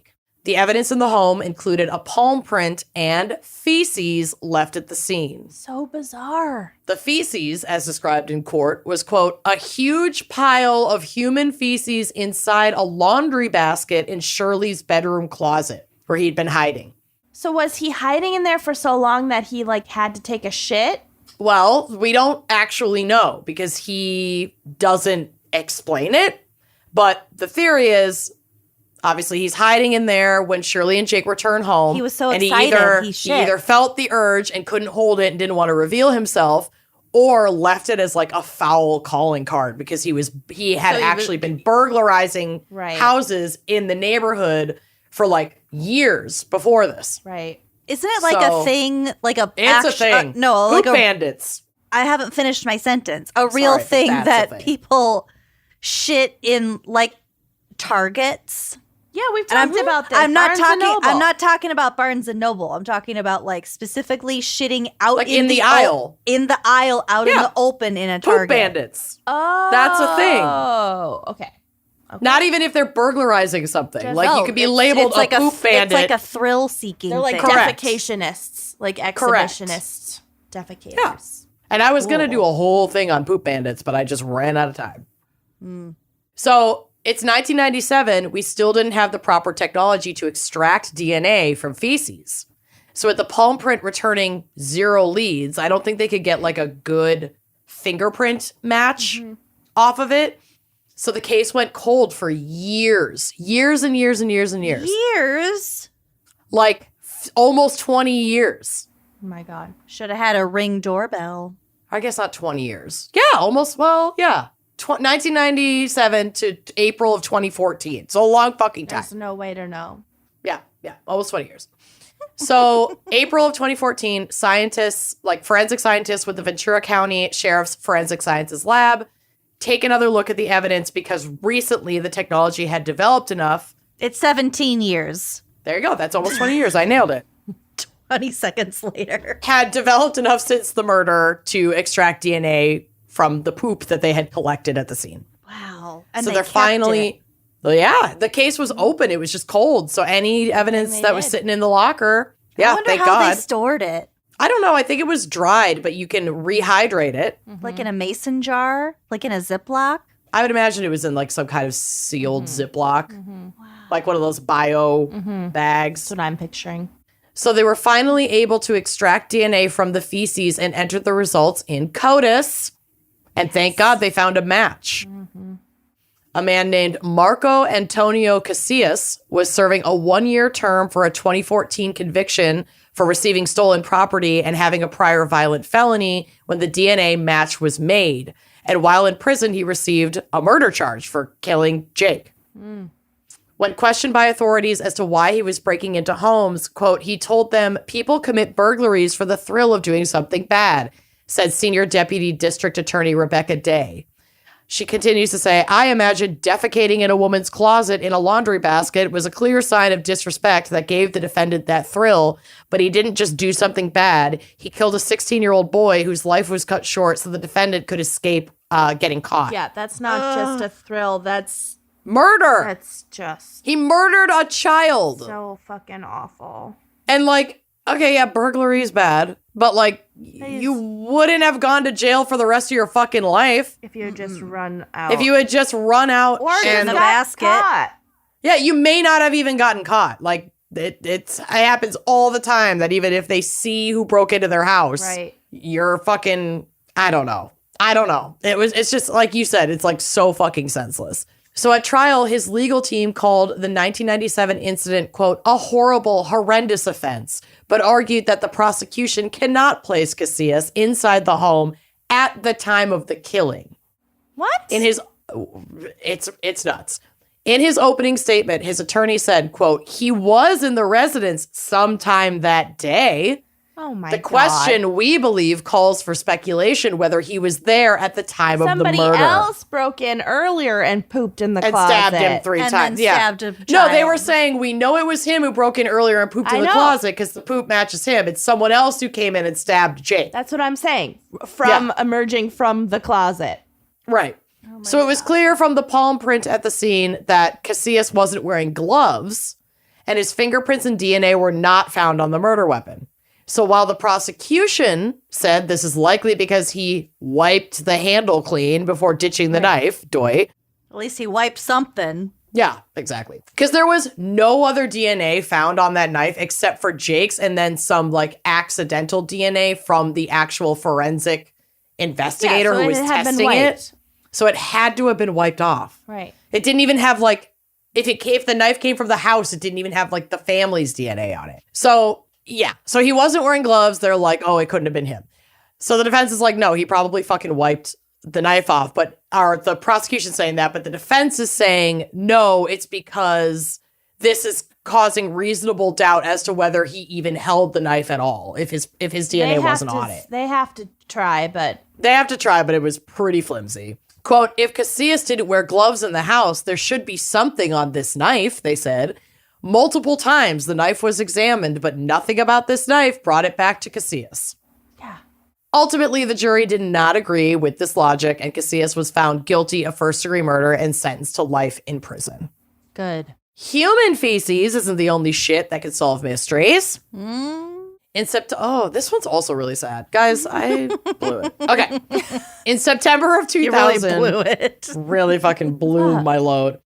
Wayne Schumacher, Corby Myers, and Lynn Ganger were building a loft in a barn at an upscale home in Lakeville, Indiana, when 4 men came to burglarize the home on the property and stumbled upon these men working in the barn. The men who arrived to burglarize, the burglars, were told about this house and the valuables in it and how to bypass the burglar alarm in order to get in by an 18-year-old teenager named Charity Lynn Payne. Oh, no. Charity Lynn, what a troublemaker. Charity Lynn, who had once dated like a son in the family and I think was probably a little scorned. And was spouting off about White Lotus shit. A little bit. A little bit of White Lotus. That's the only time Charity Lynn makes an appearance here, but that's how they figured out about this house and how to break it. It was enough. It was enough. After one of the workers came out of the barn, one of the robbers decided the workers needed to be killed because they may have seen the license plate on their car and like their faces. Let's Let's just make everything Worse. A lot for worse. everyone. Yeah, you know what makes a lot more sense than like maybe getting brought up on burglary charges? Triple homicide. God. Jesus fucking Christ. So these dudes, the burglars, took the workers back into the barn that they had been working in, tied them up, robbed them, and then shot each of them execution style before heading into the main house to grab whatever valuables they could. Oh my God. Was this So they're covered in blood before they go into the... Okay. Well, yeah, I mean, they shot them, so I don't know how, covered in blood they were. Masterminds. Was this like a drugs thing? I don't even... there's nothing that I read that indicated it was a drugs thing. It was just robbery. Robberies, and I think the ringleader here was a somewhat disturbed young man who'd had a really tumultuous childhood. And I think that was Thought that he was playing Grand Theft Auto. Yep, pretty much. Got it. Yeah. So the bodies of these 3 workers were found later that day by the homeowners lying face down on the barn floor, their hands tied behind their backs with duct tape, all dead from gunshot wounds to the head. Can you imagine coming home to seeing like your contractors? Let me check on the progress of the barn loft. What the fuck? Yeah. I'd have to leave that house. I don't think I could ever live there again after seeing that. It's just I'd at least so get rid of the unthinkable. barn. Yeah. Again, just senseless crimes all the fuck around. Yeah. On September 18th, 2000, the state charged 21-year-old Philip A. Stroud, 21, with 3 counts of murder, 3 counts of felony murder, 1 count of burglary, a Class A felony, and 3 counts of robbery, all Class B felonies. So he's got a lot of charges. He claimed that he only served as the lookout for the burglary, but his 3 cohorts testified that Stroud was the shooter.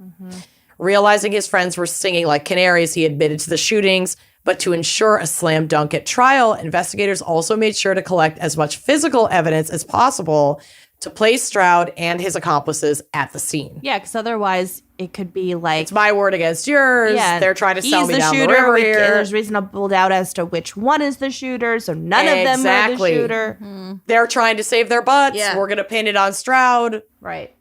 I mean, this is the right way to go about an investigation. Right. You don't take a confession at face value. No. You just don't. So a pair of shoes belonging to Stroud was collected from his girlfriend's apartment shortly after the murders took place when he was arrested. And embedded in the tread of one of the shoes was dog shit. Fuck Yes. Investigators collected this shit, as well as shit from the yard of the crime scene that had been left there by the family dog. I'm telling you, don't try to murder me in my home because our there's backyard dog shit everywhere. is Oh God. Oh no. hideous. Covered in shit. It's bad. Yep. Lab results confirmed the shit in the yard to be a match for the shit on the shoe. Now, this was in 2000, so they didn't actually confirm this using DNA because we didn't have that technology. But they did confirm it by examining the two poops and also the like food that this dog was eating and the bacteria and like the like plants in the yard that like if he's eating a certain type of grass. They use like forensic botany, all kinds of shit. And they were like, the shit expert was like, that's that dog's shit. I'd bet my fucking life on it. That shit belongs to that dog. And that is on his shoe.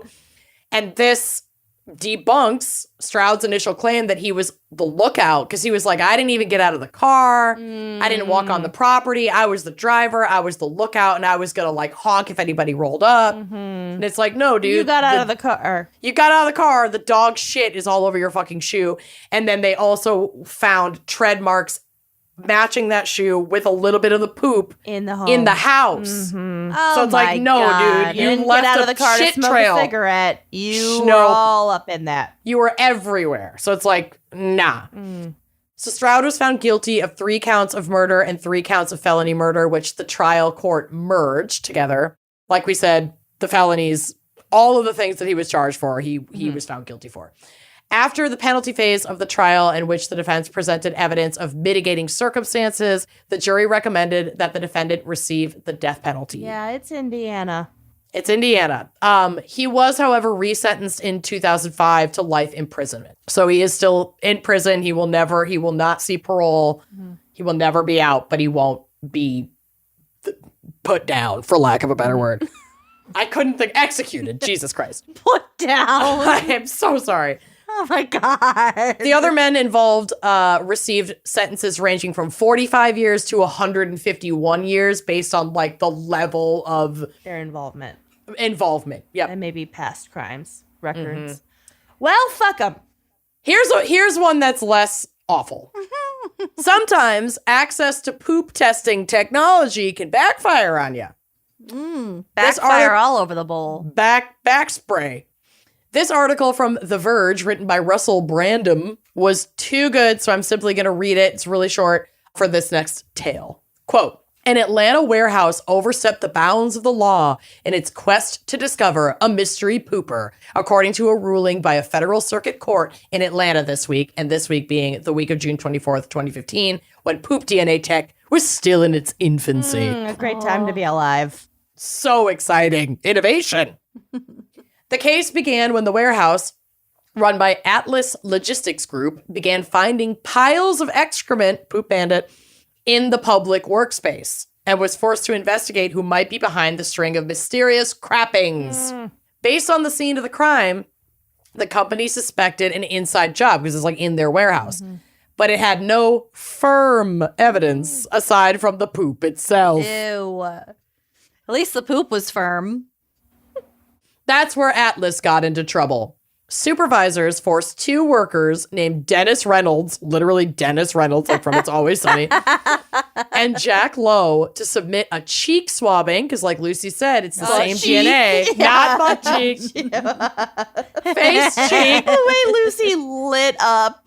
Butt cheek. It's the same DNA. Let me just swab your cheek quick. Pulls up down your No. Drops trowel. Drop your trowel. Not that cheek. To compare their DNA to the DNA found in the poop. I wonder why these 2 were selected. They had to be like... It's the grossest. Not even. warehouse I worker. think that they Yeah, were it's probably like- just little scamps. Like, they were Yeah. up to no good. Yeah, they're They like, drank it's the like most Get coffee. Dennis Reynolds and Jokers. Jack Lowe in here. We know it was you. Gotta be Jack and Dennis. It's gotta be. Little ditty about Jack and Dennis. Both men were exonerated by the cheek swabbing test. Oh.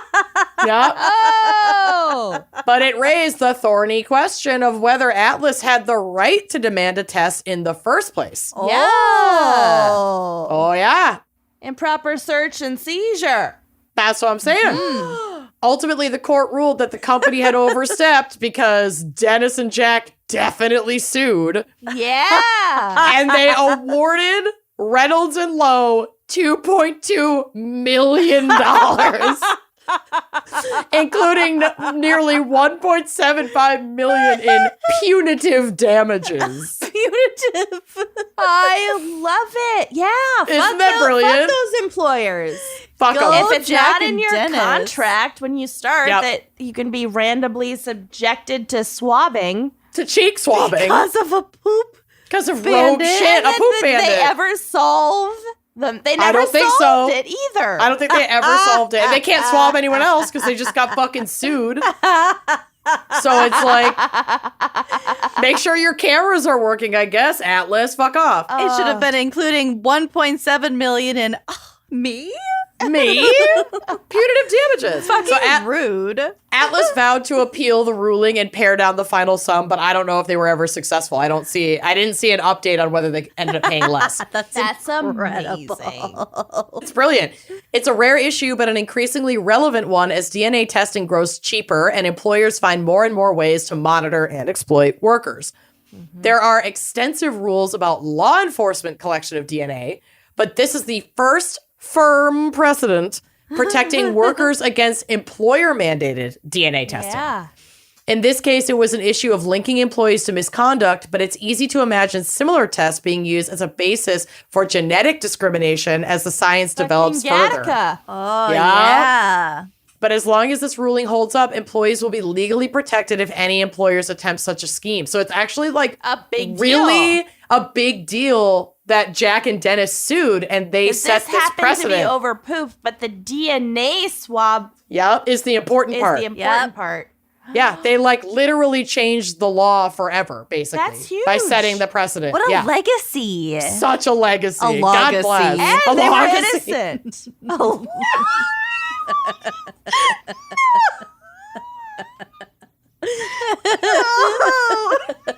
Oh no, that got me. A legacy. Okay. I've got one more. Wait, Then we're quick done. anecdote. Oh no. Okay. Speaking of poop bandits. So I promise, I swear to God, I swear to whatever I hold dear, Nothing good ever on starts this Goldie way. Got it. Hawn's future grave. She's about to Whoa, lie, okay. people. No, Zach and I had nothing to do with this, but at The the lady doth protest. no, I swear. But at his last job, I think it was our first year there, maybe our second year there, someone was pissed at the boss. Uh-oh. And- Someone poop bandited. And the boss used to always not anymore, but the boss used to always have like a bunch of teachers and staff over to his big mansion house once a year for like a party, and he Oh my Weird, okay. God. you know, was catered, and he like supplied the wine and whatever, and we all had to like go hang out with the boss. Pretty standard. Somebody took a big old dump in Amazing. the bathtub, the big Yes! bathtub in his his Did primary it have bath. jets? Did it have jets? Yes! A jacuzzi Betty and the jet. Yes, somebody Oh, no. snuck away from the party. Plausible deniability. It was one of 35 people. Wow. Yeah. That's good. That's real good. Oh, so yeah. it was Zach. Anyway. No, I swear to God. Yeah. Okay, I'm going to leave you with a case so gross, it makes me even less likely to want to leave my house. This took place in Toronto, Canada in 2019. Gross. Of course it did. I'm kidding. Oh, I'm kidding. classic. I love Toronto. I know, me too, but I don't love this. So, a young female student was leaving class at the University of Toronto when a masked, I can only assume, maniac dumped a bucket of liquefied waste over her head. No. It was the third poop attack of that nature in the course of that week, No. and it appeared to be the same man doing the attacking, Always the dumping. targeting women. Was it diarrhea from the source, or was it like mixed with a bunch of water? We'll get to it. Ugh.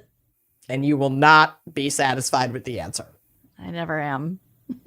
A woman named Sheila Shojai was working at the help desk at Robarts Library at U of T when the first attack took place earlier in the week. Just after 5 p.m., one of the library caretakers came rushing into her office, his face a mask of horror and disgust. She said, quote, "He looked like he just came back from war," Sheila said. Oh my God. He was like, "Do you guys have Lysol? Someone just threw shit on the second floor." At first, Sheila thought it was a funny prank. Quote, "I think most of us did," she said. "We were like, what? That's so ridiculous." But as the details trickled out, Ew. it began to seem a lot more serious. The man had run into the library holding a large bucket. Once inside, he dumped a heap of liquefied feces onto 2 people sitting together at a table studying. No. And I don't know if these 2 were men, women, neither, both. Okay. But it does seem like he wanted to hit the ladies with the poop. Oh my God. A few days later, he struck again. A man matching the same description walked into the Scott Library at York University. So he's like going to campuses. On purpose. And libraries. On purpose. Well, these are all places on campuses. That library was on that the anyone University can of Toronto walk campus. into, and people are sitting. And Why they're quiet. defile a They're university studying. library? That's like the Just best horrible. place on earth. Right. I know. So he goes into the Scott Library at York University and dumped a bucket of liquefied waste on a man, sitting at a table. Security images later released by police showed the grinning suspect, and there is a photo on the drive. Yes. He looks, I don't think I smiled that big on my wedding day. Like, he's the happiest looking man I've ever seen. He's in a gray hoodie and a black beanie hat, walking out of the library holding a bucket covered in what looks like an Adidas track jacket or like an athletic shirt. He's like clean cut. Yep. Well, not the shoes, but He like got gloves on. he's Yeah. got Well, gloves. he doesn't want to get shit all over him. Yeah, he's got pretty serious gloves on and khakis. What the fuck? It's wild. His smile in the pictures is huge and he Huge is smile. clearly pleased with himself. Yeah. So these photos are from him leaving the scene. Correct. Ah. The next night, it happened once more. A man jogging down College Street just before midnight saw someone rush diagonally from the direction of campus toward the northwest corner of College and University Avenue. On the sidewalk, not far from the Leslie L. Dan Pharmacy building, he dumped a bucket full of waste onto a woman waiting to cross the street. Oh my God. Just standing at a stoplight waiting to cross the street, dumped a whole bucket of shit on her. This is violent. It truly, it's assault. Yeah. Yeah. It is absolutely assault with a weapon They could because get you so could get sick. very sick from that. While the evidence was piling up and an arrest was imminent, one mystery still remained. Was the shit human? So they did determine that water had to have been added to it just because of the volume. consistency and the volume. Yeah. And the police were saying, quote, "It was feces," said Toronto Police Constable Allison Douglas Cook. Oh my God. But we don't know if it is, in fact, human feces. Right. So they have no idea. He could just be picking it up all over town, Right. watering it dog down. poop. Yep. Yeah. Could be a major compilation, Right. a mixtape, if you will. Finally, his shit reign of terror came to an end on November 26th of 2019. Samuel Opoku, 23 of Toronto, was arrested and charged with 5 counts of assault with a weapon and 5 counts of mischief and interference with property. While he has been to court a couple of times for these charges, I could not find an outcome of this case or what his Or a sentencing was. motive? No motive. I have no clue. So if anyone else knows, I looked. Weird. There's no follow-up.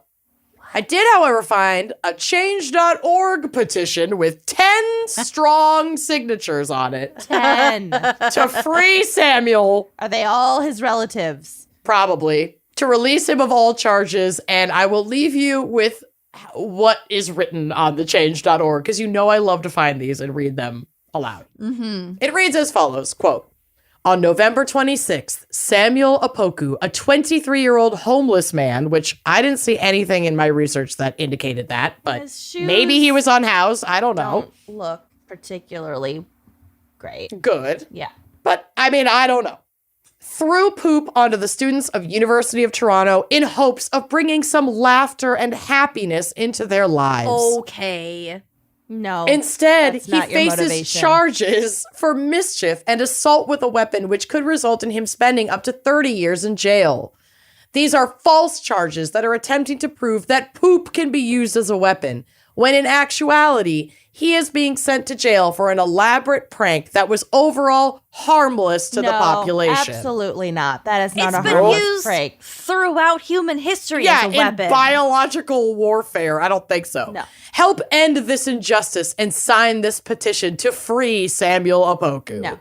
Also, Honestly, I just want to say that personally- there is an assistant professor named Samuel Opoku, and I am assuming it's not the same. It doesn't look like the Maybe same it person. is. But I don't so know. don't just find one Samuel Opoku on the In internet. Toronto and believe it's him. Did you just quick Google this man's Yeah, Oh, I name? see and then her in was- here and then I- highlighting. yeah, and then I was like, oh no, PhD in public health. No, It's no, not no. the same guy. That's not him. Honestly, I don't know what has happened with Samuel, but I just hope he gets the help that he clearly needs, because this is not a funny prank. This is fucking horrifying. And please don't dump buckets of watered down shit on people. And that is my case. Cases. Wow. Multiple cases. Good Yeah. work. I went for it. He's known as I went for it, Pee babes. Poo Poo Man in Canada. Yep. Pee pee poo poo man. Yep. There were some Reddit threads about him. Pee pee poo poo. Pee pee poo poo man. Wow. What? yep. What You're an welcome. episode. What a night. This was a roller coaster. An all-timer. We really did it. Mhm. All right. Well, good job, everyone. Even Kenyon, who Thanks. made us all cry. Almost. God. That was a rough one. It was. God bless you. Okay, well, better luck next week. We'll see you then. Love you. Bye. Bye. Thanks for listening to Wine and Crime. Our cover art is by Kala Yip, music by Phil Young and Corey Wendell, editing by Jonathan Camp. Check out our website and blog at wineandcrimepodcast.com. You can also follow us on Facebook, Twitter, and Instagram at Wine and Crime Pod. If you have questions, answers, or recommendations to share, email us at wineandcrimepodcast@gmail.com. Episodes are available on Apple Podcasts, Google Play, basically wherever you get your favorite podcasts. And if you like the show, please rate, review, and subscribe on Apple Podcasts. It is the best way to spread the word. If you'd like to show your support, visit our Patreon page to keep this podcast and the wine flowing. Cheers!